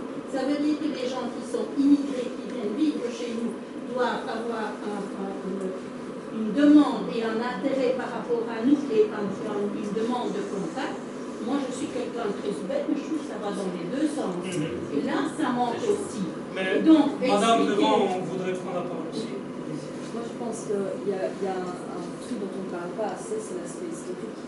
Enfin, on l'a évoqué légèrement tout à l'heure, mais je pense que ça manque cruellement dans les cours d'histoire chez nous. Ne font pas le relais justement de tout ce qui a apporté l'immigration, de tout ce que la Belgique est grâce à l'immigration, et dans l'autre sens aussi que nous, en tant que Belges, colons, qui avons été dans des pays au Congo, etc., aussi les Belges colons ils vivaient entre eux, nos grands-parents étaient colons, ils vivaient avec tous les Belges là-bas, ils ne sont pas mélangés avec les autres. Donc le fait de devoir se retrouver entre soi, c'est aussi pour une partie de garder sa culture, de garder des racines. Quand on est déraciné, on a besoin de pouvoir créer une partie de racines. C'est logique que les gens aient de temps en temps envie de parler leur langue, de parler de leur pays, de pouvoir garder une partie de ça. Ça ne veut pas dire qu'il n'y a pas d'intégration possible, mais ça veut juste dire que je pense que quand on se rappelle de notre histoire et du pourquoi de l'immigration en Belgique et de ce que ça a permis par rapport à plein de gens qui sont venus ici pour faire des sales boulots que les Belges ne voulaient pas faire, etc., je pense que ça met aussi un autre niveau. Et donc après, on peut venir avec on va apprendre à se connaître, etc. On va avoir la première étiquette que les médias, etc., essaient de mettre et de faire des gros amalgames, l'islam, les intégristes, les extrémistes, et que chaque événement, c'est d'office des extrémistes maintenant, même quand c'est un Belge qui va tirer ici dans une école, il n'y a rien à voir, juste parce qu'il a un copain, on fait des énormes amalgames. Et à un moment donné, je pense qu'il faut essayer de remettre un peu les choses à leur place, apprendre à mieux se connaître en profondeur au lieu de rester sur des superficies, et apprendre à reconnaître notre histoire et à connaître l'histoire de la Belgique et de ce que ça a apporté aussi à la Belgique. Parce qu'on n'en serait pas là avec la richesse de la Wallonie, avec les mines, etc. Et inversement, les populations qui sont venues ici ont bénéficié de toute cette manne à laquelle ils ont participé. Ils ont bénéficié, mais ils ont eu des belles grosses conséquences plus que nous. Au niveau santé, etc., je veux dire, dans les mines, il n'y a pas beaucoup de gens qui ont envie. En fait, voilà comment on m'explique l'apport économique de l'immigration. Imaginez une société à l'étage. Quand quelqu'un veut déménager du rez-de-chaussée au premier étage, il faut remplir le rez-de-chaussée. Et donc c'est un petit peu comme ça que ça se passe. Donc la première loi d'immigration, c'était on ne va pas où on veut, on va où on peut. C'est en général comme ça. Et la deuxième loi d'immigration, c'est que le dernier arrivé ferme la porte sur les doigts du suivant. Et parce que finalement, celui qui monte du premier étage au deuxième étage est souvent un ancien immigré en fait, en vertu de nos vagues historiques. Voilà, pour parler de la population notamment turque sur Bruxelles, qui est devenue propriétaire de ces maisons, aujourd'hui elle le loue à de nouveaux immigrants. Par exemple, à ces détachés qui viennent de Bulgarie, à des prix que vous pouvez imaginer. Donc, ce sont ce phénomène de l'immigrant ferme, le dernier arrivé ferme la porte sur les doigts du suivant. Donc, c'est ça, je ne sais pas si la nature humaine n'existe pas, mais enfin, il y a quand même des contextes qui font que les gens entrent dans une posture où ils font subir aux autres ce qu'ils ont subi eux-mêmes, plutôt que d'en tirer des conséquences, aller vers plus de solidarité. Et notre rôle d'éducateur, de formateur, de chercheur, de responsable associatif, de société civile, de syndicaliste, c'est peut-être de rappeler que c'est la solidarité qui nous solidifie en réalité. Donc, plutôt que la concurrence ou le petit profit mesquin. Et donc, cette réciprocité que la dame derrière dit, c'est évident. Mais apprenons aussi à lire qu'il y a aussi des réciprocités. Je vais reprendre l'exemple de Marchand Famin. On voit moi, je vois beaucoup de camionnettes, par exemple, de plafonneurs et autres. Ce sont des noms turcs, d'émirs, par exemple, plafonnage, etc. Mais voilà, ces métiers-là, aujourd'hui, c'est la même chose que les étages. Ces métiers-là, aujourd'hui, sont occupés par les enfants de dernier arrivé. Ils vont peut-être monter. Et demain, ils seront peut-être une usine et ce sont des Guatémaltèques qui vont arriver, qui vont les occuper. Je n'en sais rien. Donc, on est dans ce genre de processus. On ne se rend pas compte, finalement. Il y a une très bonne intégration en point de vue professionnel de la communauté. Oui, tout à fait. Et ils parlent tous français. C'est 40 ans, mais tout à fait. Et effectivement, il y a un certain nombre d'individus, comme la dame dont vous avez parlé, qui sont au milieu, un peu, peut-être, des porteuses d'histoire, que sais-je. Elles ne s'assimilent pas, effectivement, mais je pense que c'est aussi leur système culturel. Hein. C'est que, culturellement, les femmes n'ont pas le même droit que les hommes dans leur système culturel, et ça a été apporté comme ça. Mais globalement, il y a des communautés qui vivent de manière plus communautaire. Il y a des groupes qui vivent de manière plus communautaire et des groupes qui sont plus individualisés. En général, dans le monde occidental, les familles sont individualisées. Rares sont les familles qui vivent sur 3-4 générations dans le même bâtiment. Tandis que dans la communauté turque, par exemple, c'est comme ça. Et par ailleurs, les mariages, vous avez vu, l'immigration est arrêtée, comment elle a continué par le regroupement familial. Donc, ils se marient dans le pays d'origine. Chez les Turcs, c'est typique. À peu près 3/4 des mariages, toujours maintenant, c'est en train de diminuer, c'est typique. Et les Marocains, c'est beaucoup moins, par exemple. Et ce qui fait que d'une génération à l'autre, on conserve la langue. Et alors que c'est normal, c'est leur culture, c'est leur identité. Mais dans les populations marocaines, par exemple, c'est pas vrai. La langue ne se conserve pas d'une génération à l'autre.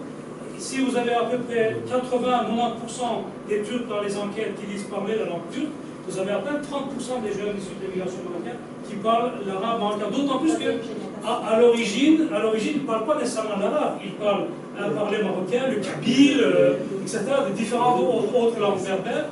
Pour eux, le français est une solution. Dans la famille, il peut y avoir multilinguisme qui est géré par le français, tandis que chez les Turcs, où ils parlent tous le même dialecte, quel que soit l'endroit d'où ils viennent de Turquie, c'est un phénomène comme ça, ils parlent tous le même dialecte, alors qu'ici, le wallon est différent d'un village ou l'autre. Et le français est un problème, le flamand est un problème, qu'il faut apprendre en plus, alors qu'on s'entend déjà, nous, on n'a pas besoin.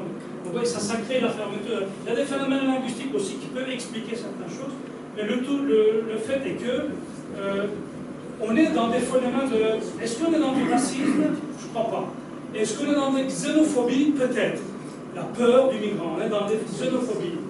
D'ailleurs, c'est de part et d'autre, c'est aussi peut-être la peur qui fait que cette femme-là n'a pas été à la porte de l'autre pour parler le français ou apprendre le français. Et de part et d'autre. Alors, est-ce qu'on peut travailler avec la phobie? La peur. On dit que la peur ne se raisonne pas, alors comme on le parle tout à l'heure dans l'invité à la raison. Alors je me dis, on devrait peut-être faire un petit travail intellectuel de transformer nos peurs en doutes, d'accepter que c'est des doutes, de dire, voilà, moi je ne crois pas que la communauté turque est arrivée, j'ai des doutes sur le fait que la communauté turque ait apporté quoi que ce soit à Marchand Famin. Je ne dis pas que c'est ce que vous avez dit, mais ça c'est audible. Le doute est audible. Vous savez, la science est basée sur le doute. Donc Descartes a construit la méthode sur le doute méthodique. La rationalisme sur le doute méthodique. Mais dites vos doutes. Et vos doutes sont audibles. Et posez des questions et qu'on puisse répondre globalement dans les écoles, les chercheurs, les immigrés, les familles concernées elles-mêmes, parler. Et c'est comme ça qu'on va s'entendre. C'est comme ça qu'on va passer de xénophobie à xénoscepticisme. Et le xénoscepticisme, j'en fais mon affaire. Parce que je peux travailler le doute, mais je ne peux pas travailler la peur. Donc, et c'est ça qui doit être pour moi l'objectif de notre éducation permanente, scolaire, mais aussi avec les adultes. La presse, les médias doivent vraiment travailler là-dessus. Et qu'on puisse, parce que les doutes sont audibles. Et l'ouverture, en plus, il y a des immigrés répréhensibles, évidemment. Il y a des profiteurs, évidemment, il y a des problèmes, évidemment. Donc, il faut qu'on puisse aussi entendre cela. Donc, alors moi je dis, les lecteurs des populistes, j'en vous en veux pas, je peux comprendre, mais dites vos doutes alors qu'on puisse travailler vos doutes. Parce que sinon, on va continuer à lire les fachos et ça va pas aller mieux. Hein. Donc, voilà ce à quoi je voulais arriver comme proposition un petit peu dans notre champ en tant qu'historien. C'est pas ça, parce qu'il y a des livres blancs, il y a souvent des associations qui travaillent sur des livres blancs avec des suggestions pour les politiques de la formation en Belgique, des mémorandums d'insertion, etc. Et moi, j'ai fait des études d'assistante sociale il y a quelques années, et je voyais que ça a changé, parce que c'était il y a 30 ans. Mais à aucun moment on a abordé le sujet, même dans l'histoire sociale, etc. On n'a pas du tout abordé les ça a à peine bougé maintenant. Voilà. À peine. Peut-être que je serais rassurée si maintenant les écoles qui forment les intervenants sociaux abordaient ça. Mais comment est-ce qu'on peut faire pour faire remonter parce que c'est aussi de l'éducation. Évidemment. Même si ce n'est pas que de l'éducation, parce que je pense que ce n'est pas la seule porte d'entrée pour favoriser l'intégration, mais porter cette parole-là, la vôtre et celle de la vérité, quelque part, qui n'apparaît qu'à travers les critiques des médias, au moment dans les réseaux sociaux, avec des propos, finalement on parle plus de polémique raciste et des grossièretés, des injures aux personnes que des choses, des vraies choses. Parce que finalement c'est des vraies choses aussi, c'est des vraies choses qui créent la souffrance. Et je pense que si on en est à s'exprimer de cette manière-là, c'est peut-être parce qu'on ne connaît pas, on ne sait pas ce qui se passe, on ne sait pas pourquoi. C'est vrai que la peur provoque la colère et l'agression. Et des gens qui ont étudié, par exemple, ceux qui ont un discours tout à fait bas de gamme sur les forums internet, par exemple, sur l'immigration, certains chercheurs ont trouvé, ceux qui disaient ça, ils ont commencé à avoir un dialogue. On a toujours une déchéance quelque part. À la fin, on trouve toujours une souffrance qui s'exprime de cette façon-là, des gens qui se trompent de colère, comme dirait le Günther Plass. Donc ça, c'est établi. Ce qui veut dire que les politiques sociales efficaces, qui ne sont pas nécessairement ciblées sur les migrants, mais sur toute détresse de notre société, vont apporter plus donc une des solutions, c'est de ne plus faire des politiques, ciblées sur les populations immigrées, mais prendre les gens par leurs problématiques. Dire, tiens, les gens, en tant que parents, ils ont des problèmes. On réunit les parents, mais aussi les parents immigrés. Les gens ont un problème en tant que chômeurs, on réunit en tant que sans-abri, on réunit sans-abri. Donc on puisse réagir, on puisse avoir une politique transversale en fait, pas institutionnelle, pas politique, pas population. Ça c'est important. Une autre chose qui est extrêmement importante aussi, c'est la transversalité. Aujourd'hui, on va prendre les gens par rapport aux problèmes de la scolarité, de la mobilité, de l'emploi, de la santé, etc., etc. Alors qu'une famille vit tout ça de manière transversale. Donc prendre des choses localement, et en essayant de nourrir une problématique par une autre, plutôt que de sectoriser ça par ministre, en plus par niveau de pouvoir, comme on est en train de faire dans notre pays, on ne facilite pas les choses en faisant ça. Donc, et puis, donc ce sont tous des concepts produits par les gens qui étudient ces questions-là, que nous avons essayé de synthétiser, qui sont importantes et qui ont l'air un petit peu compliquées, comme ça, de la politologie, comment est-ce qu'on peut appliquer. Mais on peut l'appliquer, on en voit par exemple, je vais vous donner un exemple très très concret, on voit fleurir de plus en plus d'associations ou des structures qui font ce qu'on appelle le mentorat. Je ne sais pas si vous en avez entendu parler. Donc le mentorat, du tutorat, etc. C'est de faire en sorte que des personnes d'un certain âge dans la société, qui ont du temps à donner aux autres, prennent les autres, en particulier les personnes issues de l'immigration, et créent comme ça des duos. Par exemple, il y a Duo for a Job, et ici il y a l'association Le Monde du Possible, ici Rue Gretry, qui fait l'opération 109, 109, 109, vous voyez. Donc, eh bien, ça c'est extrêmement important parce que ces gens-là qui ont un problème de solitude, l'impression d'avoir raté leur vie, qu'ils ont travaillé peut-être pour quelque chose qui ne les a pas passionnés, de les mettre en contact avec d'autres à qui ils peuvent donner, plus ils donnent, plus ils grandissent, plus ils se guérissent, et moins ils écrivent sur les... Et le jour où ils sont convaincus, ils vont manger à la table de réveillon de Noël, ils voient leur cousin, un bof évidemment, qui va écrire sur Internet, mais il leur raconte, tiens, Remzi, Afghan, tu sais, c'est un gars courageux, et qu'un jour tu devrais venir prendre un verre avec nous et avec Remzi, et etc. Et c'est là qu'on change le monde en fait. C'est là qu'on change le monde. Donc, en tant que citoyen, on peut faire ça. Moi, je trouve qu'il y a là vraiment un travail de mobilisation qui est nécessaire. Vous savez, je ne sais pas le nirvana, mais 44% de la population adulte au Canada est inscrite dans un programme de bénévolat. En Belgique, combien? 6%. Statistique officielle. Combien? Non, non, mais je ne connais pas les chiffres. Mais permettez-moi de douter. C'est plus. En Belgique, en tout cas, c'est comme ça.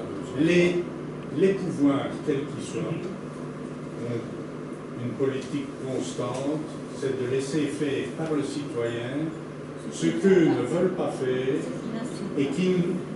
et donc ils nous délèguent toute la responsabilité de venir en aide aux personnes âgées, de venir en aide dans le social, de venir en aide dans l'éducation vis-à-vis des immigrés, vis-à-vis des enfants, vis-à-vis du sport. C'est pas ça que je voulais dire. C'est pas une délégation par abandon. Moi, c'est bien ce que je veux dire. C'est pas. Peut-être que les chiffres que j'ai, justement, c'est organisé. Quand c'est fait dans un cadre organisé, soutenu, reconnu légalement, c'est différent. Ce n'est pas en concurrence des structures. Vous voyez bien, c'est en complémentarité. Vous voyez bien en Belgique, le monde culturel, par exemple, on lui rabote ses budgets d'année en année, au point d'en faire un désert culturel. Et donc, les lieux de culture, les lieux d'échange et de rencontre sont mis dans des situations financières telles qu'ils sont obligés de fermer leurs portes. C'est tout. Pour moi, si vous me permettez, parce que j'ai bien aimé votre image sur le rez-de-chaussée et le premier étage, mais je me demande si le rez-de-chaussée n'est pas systématiquement occupé par un pauvre. Évidemment. Oui, mais quelle que soit son origine, évidemment, et quel que soit son pays, et quelle que soit sa religion. Évidemment. Donc, on met le pauvre en situation de dominer. Il ne peut faire qu'une chose, c'est espérer monter au premier étage. Et quand il est au premier étage, il est devenu riche par rapport à un autre pauvre. Eh oui, c'est relatif. Oui, mais donc, ce n'est pas un problème d'immigration. Quand j'entends dire que vous parlez de Molenbeek, comme si Molenbeek était une entité entière, ou Scarbeek. Non, monsieur. Il y a à Molenbeek des quartiers riches qui vivent très bien, qui vivent entre Belges et qui n'ont rien à cirer des immigrés. Idem à Scarbeek. C'est pas ça que j'ai dit, hein. C'est pour ça que j'ai parlé de l'étiquette. Non, vous avez parlé de Molenbeek comme s'il s'agissait de quelque chose. C'est le second degré, je n'ai pas su le faire passer alors. C'est effectivement certains l'ont compris. C'est dans le discours. C'est dans le discours que, à la limite, vous répétez au second degré, mais que les gens du premier degré entendent au premier degré. Évidemment. Et ils disent tout Molenbeek, c'est à sang et à feu, c'est islamisé. C'est ce que les Français ont fait. C'est pour ça que je parlais du label. Oui, je vous ai fait, je c'est comme Coluche qui parlait des Belges. Hein. C'est tous dans le même sac. Hein. Et c'est pourquoi la question des quartiers, bon, je vous ai expliqué les endroits où ça pèse plus que les autres endroits, c'est effectivement ce que oui, mais dans l'enseignement, l'enseignement différencié, on en a pas. Oui, mais il ne marche pas. Mais non. Il ne marche pas. Parce qu'on ghettoise. Oui, mais effectivement. Donc, c'est pas par des lois ou des règlements. Et quand vous parlez de l'immigration au Canada comme étant un exemple d'immigration... En partie, j'ai dit, en partie, il y a des nuances. Oui, parce que... Mais vous n'entendez pas les nuances, moi. Non, disons que certaines de vos nuances sont tellement grosses par rapport aux autres que la paille, on ne l'entend pas, évidemment. Mais le Canada, vous n'y rentrez pas si vous n'avez pas le bon diplôme ou la bonne qualification. Hein. N'essayez pas d'y entrer. Ça dépend de la qualification. Elles ne sont pas nécessairement, diplômées, les qualifications. Oui, mais la qualification... Il y a une gestion d'immigration, c'est ça que je veux dire. Oui, mais le gars qui aujourd'hui arrive à Lampedusa, il n'a pas de qualification. Hein. Alors, ça dépend de qui. Mais, donc,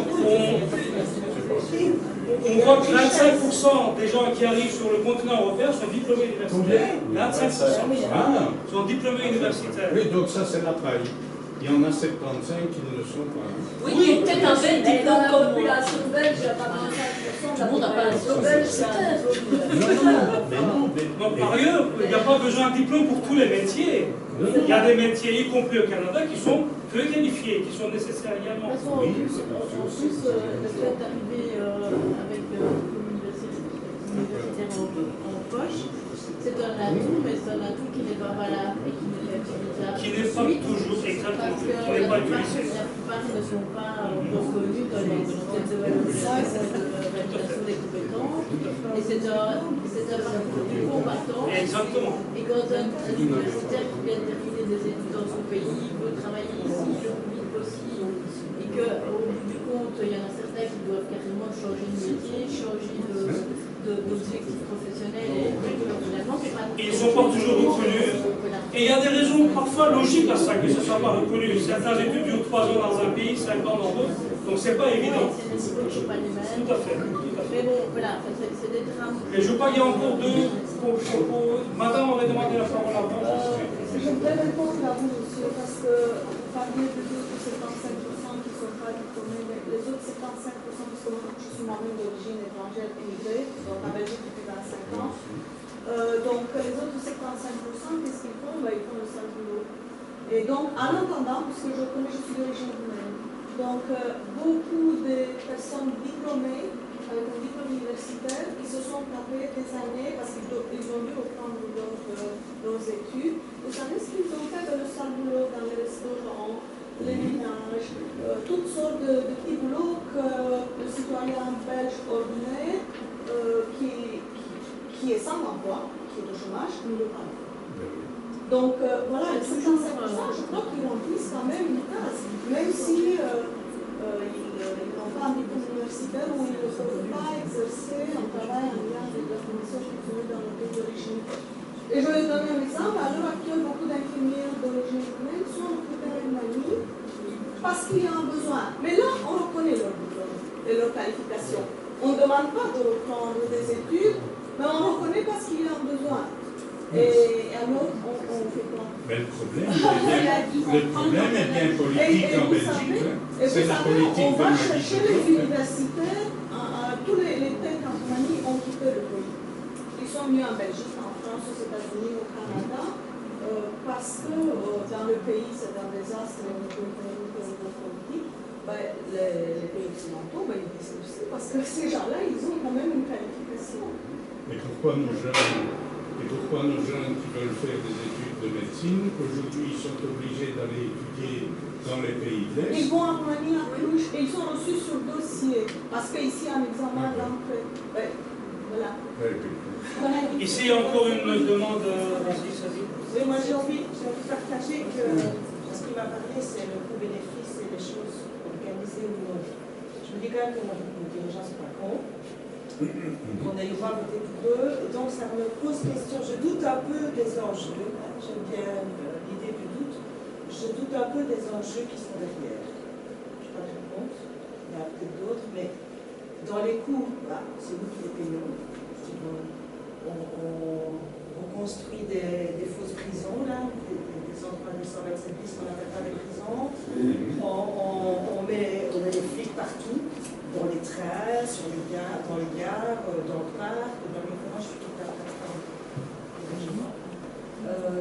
donc tous ces coûts-là, ça me rappelle parce que c'est nous des assurances, ça joue un petit peu aussi tout ce qui s'est dit, notamment même monsieur le bénévolat, enfin voilà, on panie à quoi, on panie quoi. Donc je doute sur l'enjeu bénéfique peut-être pour la population. Et donc je me demande si ce n'est pas non pas organisé, mais organisé pour ça. Par rapport à l'organisation que tu parlais, et gérer... Une désorganisation organisée, tu veux dire. On fait semblant que ce n'est pas organisé, ou les mots intellectuels, c'est de dire que ce n'est pas organisé, alors qu'en fait, ça l'est tout à fait vachement bien. Mais dans un sens. Voilà, en cette enquête, je doute que la population belge savait qu'il y avait des accords entre les Émirats et les pouvoirs. Je doute que les petits migrants italiens qui sont venus, vraiment, je l'ai appris il y a une dizaine d'années, qu'il y avait des contrats comme ça, et que l'État belge donnait du charbon à l'État italien, enfin on a vendu les gens. Et c'est ça. En termes de définition. On avait construit des espèces de hangars en pôle pour faire loger les Italiens, donc c'était organisé. Je suis dans le doute, c'est pour ça que je rejoins ce que vous dites, et il y a une politique de mettre l'armée dans les rues et de dire qu'on est en stade 3 ou en stade 4 et qu'il y a une politique de frayeur. Et donc ce que j'ai envie de dire, en prenant un petit peu tous ces ingrédients-là et la plateforme depuis un an, ça m'interpelle très fort cette porte qu'on ferme sur les codes suivants. Parce que nous, sur la plateforme, on les ouvre et on les accueille dans nos maisons.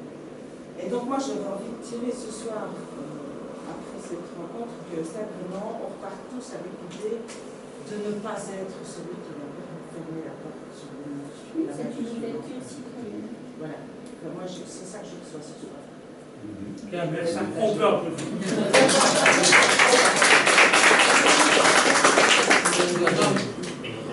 J'ai une question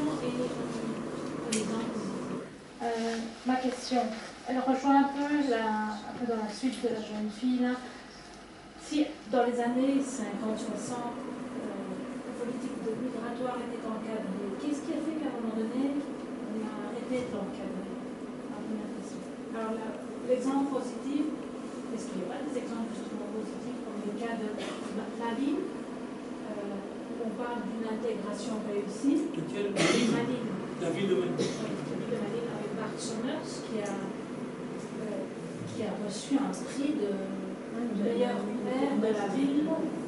Il est là depuis. Le meilleur bourgmestre de 17 ans, je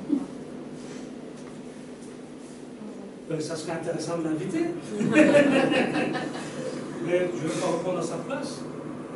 Et je pense qu'il y a une gouvernance attentive. On peut imaginer les choses, on a pas mal donné l'exemple de maison. Imaginons qu'un habitant arrive dans notre immeuble ou dans notre quartier. Qu'est-ce qu'on fait en fait? On pourrait rester indifférent, certains le font, et d'autres vont aller dire bonjour. Et bon, je viens de dire, j'habite maintenant à Marlois, à Marche-en-Famenne, et les gens sont venus vers nous pour nous dire ben, ça va, vous venez vous installer, etc. On s'est fait des amis dans la rue assez vite, et je me suis senti accueilli. Évidemment, bon, j'ai un emploi, merci, je n'ai pas besoin d'être aidé à ce niveau-là, mais ça pourrait être bien aussi parce que il y a des domaines pour lesquels on pleure, on n'a pas de main-d'œuvre. Les centres régionaux d'intégration dont je parlais tout à l'heure, il y en a un qui est au Luxembourg et à Libramont. Et force est de constater que plusieurs entrepreneurs autour de Libramont sont venus demander, ce sont des gens, des menuisiers qui fabriquent des châssis de fenêtres, etc.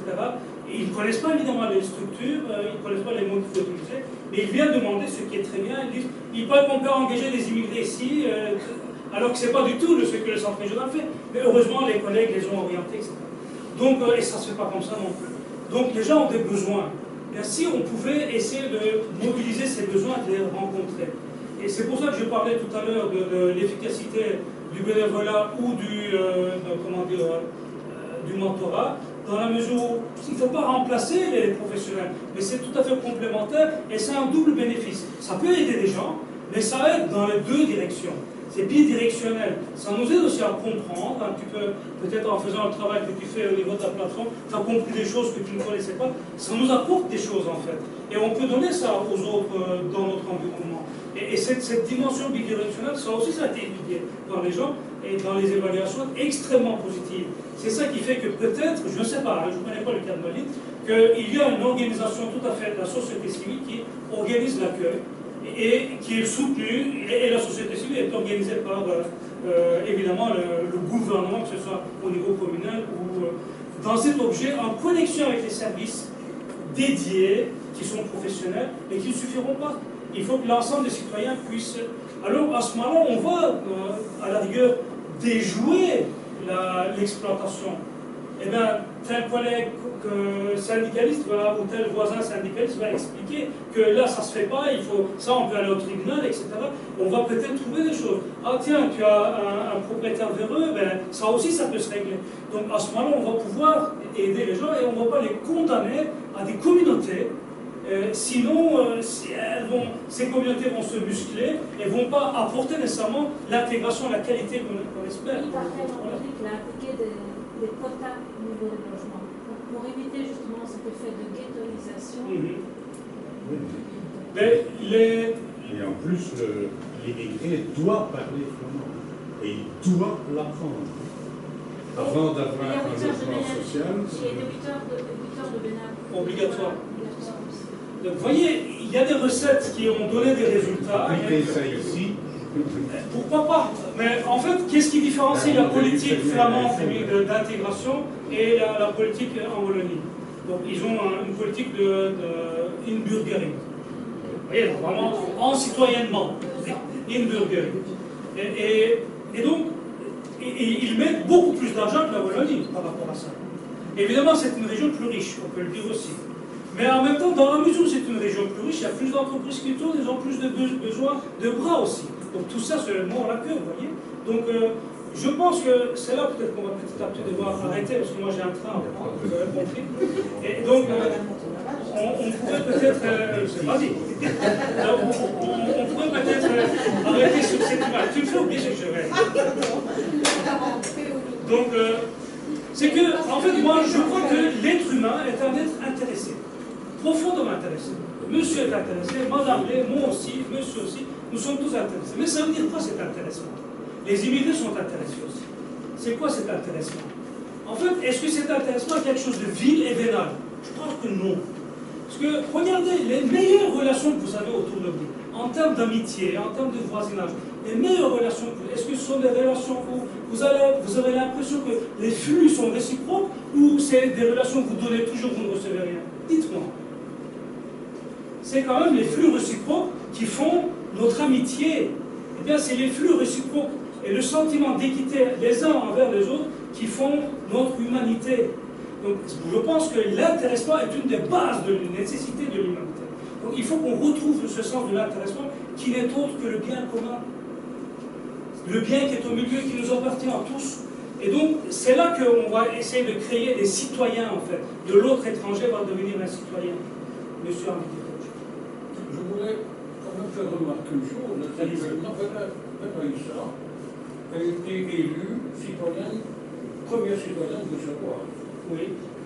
Et qu'il y a plusieurs noms étrangers sur des listes électorales. De nombreux. À Bruxelles, en tout cas dans les communes où les immigrations concentrent. Et évidemment, je n'ai jamais dit qu'il n'y en avait pas une. Mais madame, je crois que c'est un... Comment? Mais il y a aussi un parti. Oui, heureusement, ils ne font pas grand-chose. Madame, ici, deuxième rangée, a dit beaucoup de choses sont liées à des efforts individuels. Effectivement, tant d'ailleurs des Belges que des non-Belges. Et les partis politiques, dans la mesure où il y a une naturalisation et que le droit de vote s'est généralisé, fort heureusement, c'est une des choses que la Belgique est championne dans le monde, au niveau de ses droits politiques. Fort heureusement, eh bien, à ce moment-là, les partis politiques ne pouvaient pas faire comme si cette population n'existait pas. Et surtout là où ils sont concentrés et bien représentés. Et donc ça, cette histoire-là a permis une intégration, comme monsieur a dit, politique. Maintenant, il y a des élus de différents noms, types de noms, différentes couleurs de peau, etc., ou des candidats en tout cas, dans des listes électorales. Et c'est bien parce que ça discute, ça fait venir des questions dans les cercles politiques qui ne les recevaient pas auparavant, pour différentes raisons. Et donc ça élargit quand même notre monde. Donc ça, c'est un bel exemple. Et je n'ai jamais dit que tout allait mal, hein, attention. Mais j'essaie de montrer là où, à travers la littérature, on a identifié des clés qui savent ouvrir les portes. Donc j'ai essayé de donner quelques exemples. Et fatalement, le droit de vote en fait partie. Donc, je ne pourrais pas peut-être donner tout, mais je vous remercie d'avoir donné cet exemple-là. Ça fait partie des clés que le porte. Ce n'est pas le seul. Par exemple, la nationalité, donner la nationalité aux gens ne suffit pas à gommer le racisme ou l'ethnostratification sur le marché de l'emploi. C'est pas vous avez une carte d'identité belge que votre faciès a changé, etc. Donc ça ne suffit pas, mais ça fait partie des clés. Et on a besoin de plusieurs clés, comme un puzzle, pour pouvoir construire ça. Si je ne comprends vraiment pas, c'est à la NVA, il y a, je pense, un Africain sur les listes. Des Turcs aussi. Sur les aussi, comment est-ce que des personnes comme ça, sur l'immigration, peuvent intégrer un parti comme celui-là.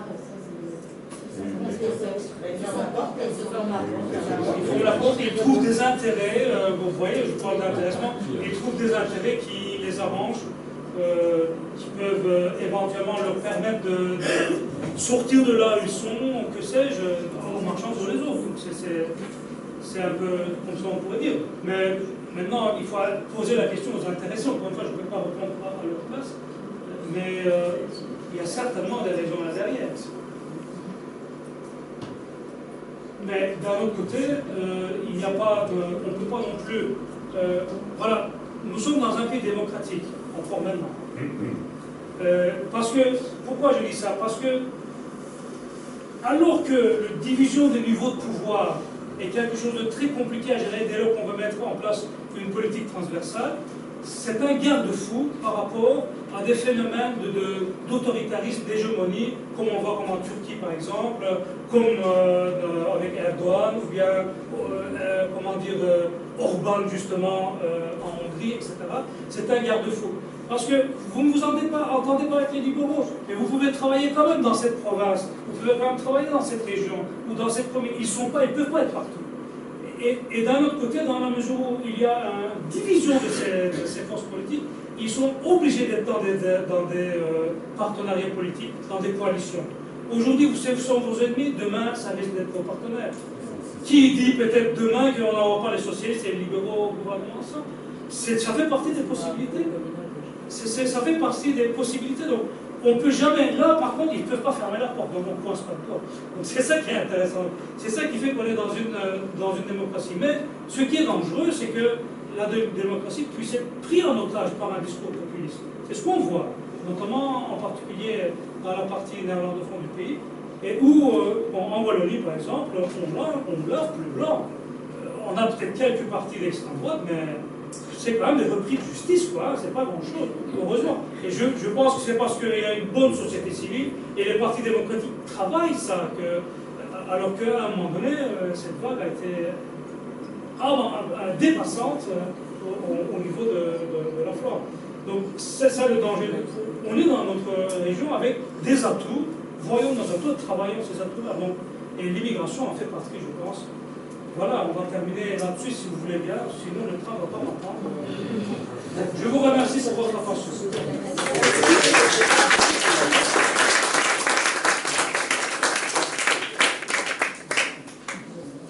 Bon, si vous voulez les livres, vous pouvez avoir. Écoutez, vous allez le mettez sur Internet ou vous commandez en librairie. Je ne sais pas s'ils ont ça en vitrine, je ne crois pas. Mais on commande, ou bien vous allez sur Internet. Donc je vous ai donné de toute façon l'adresse. Alors,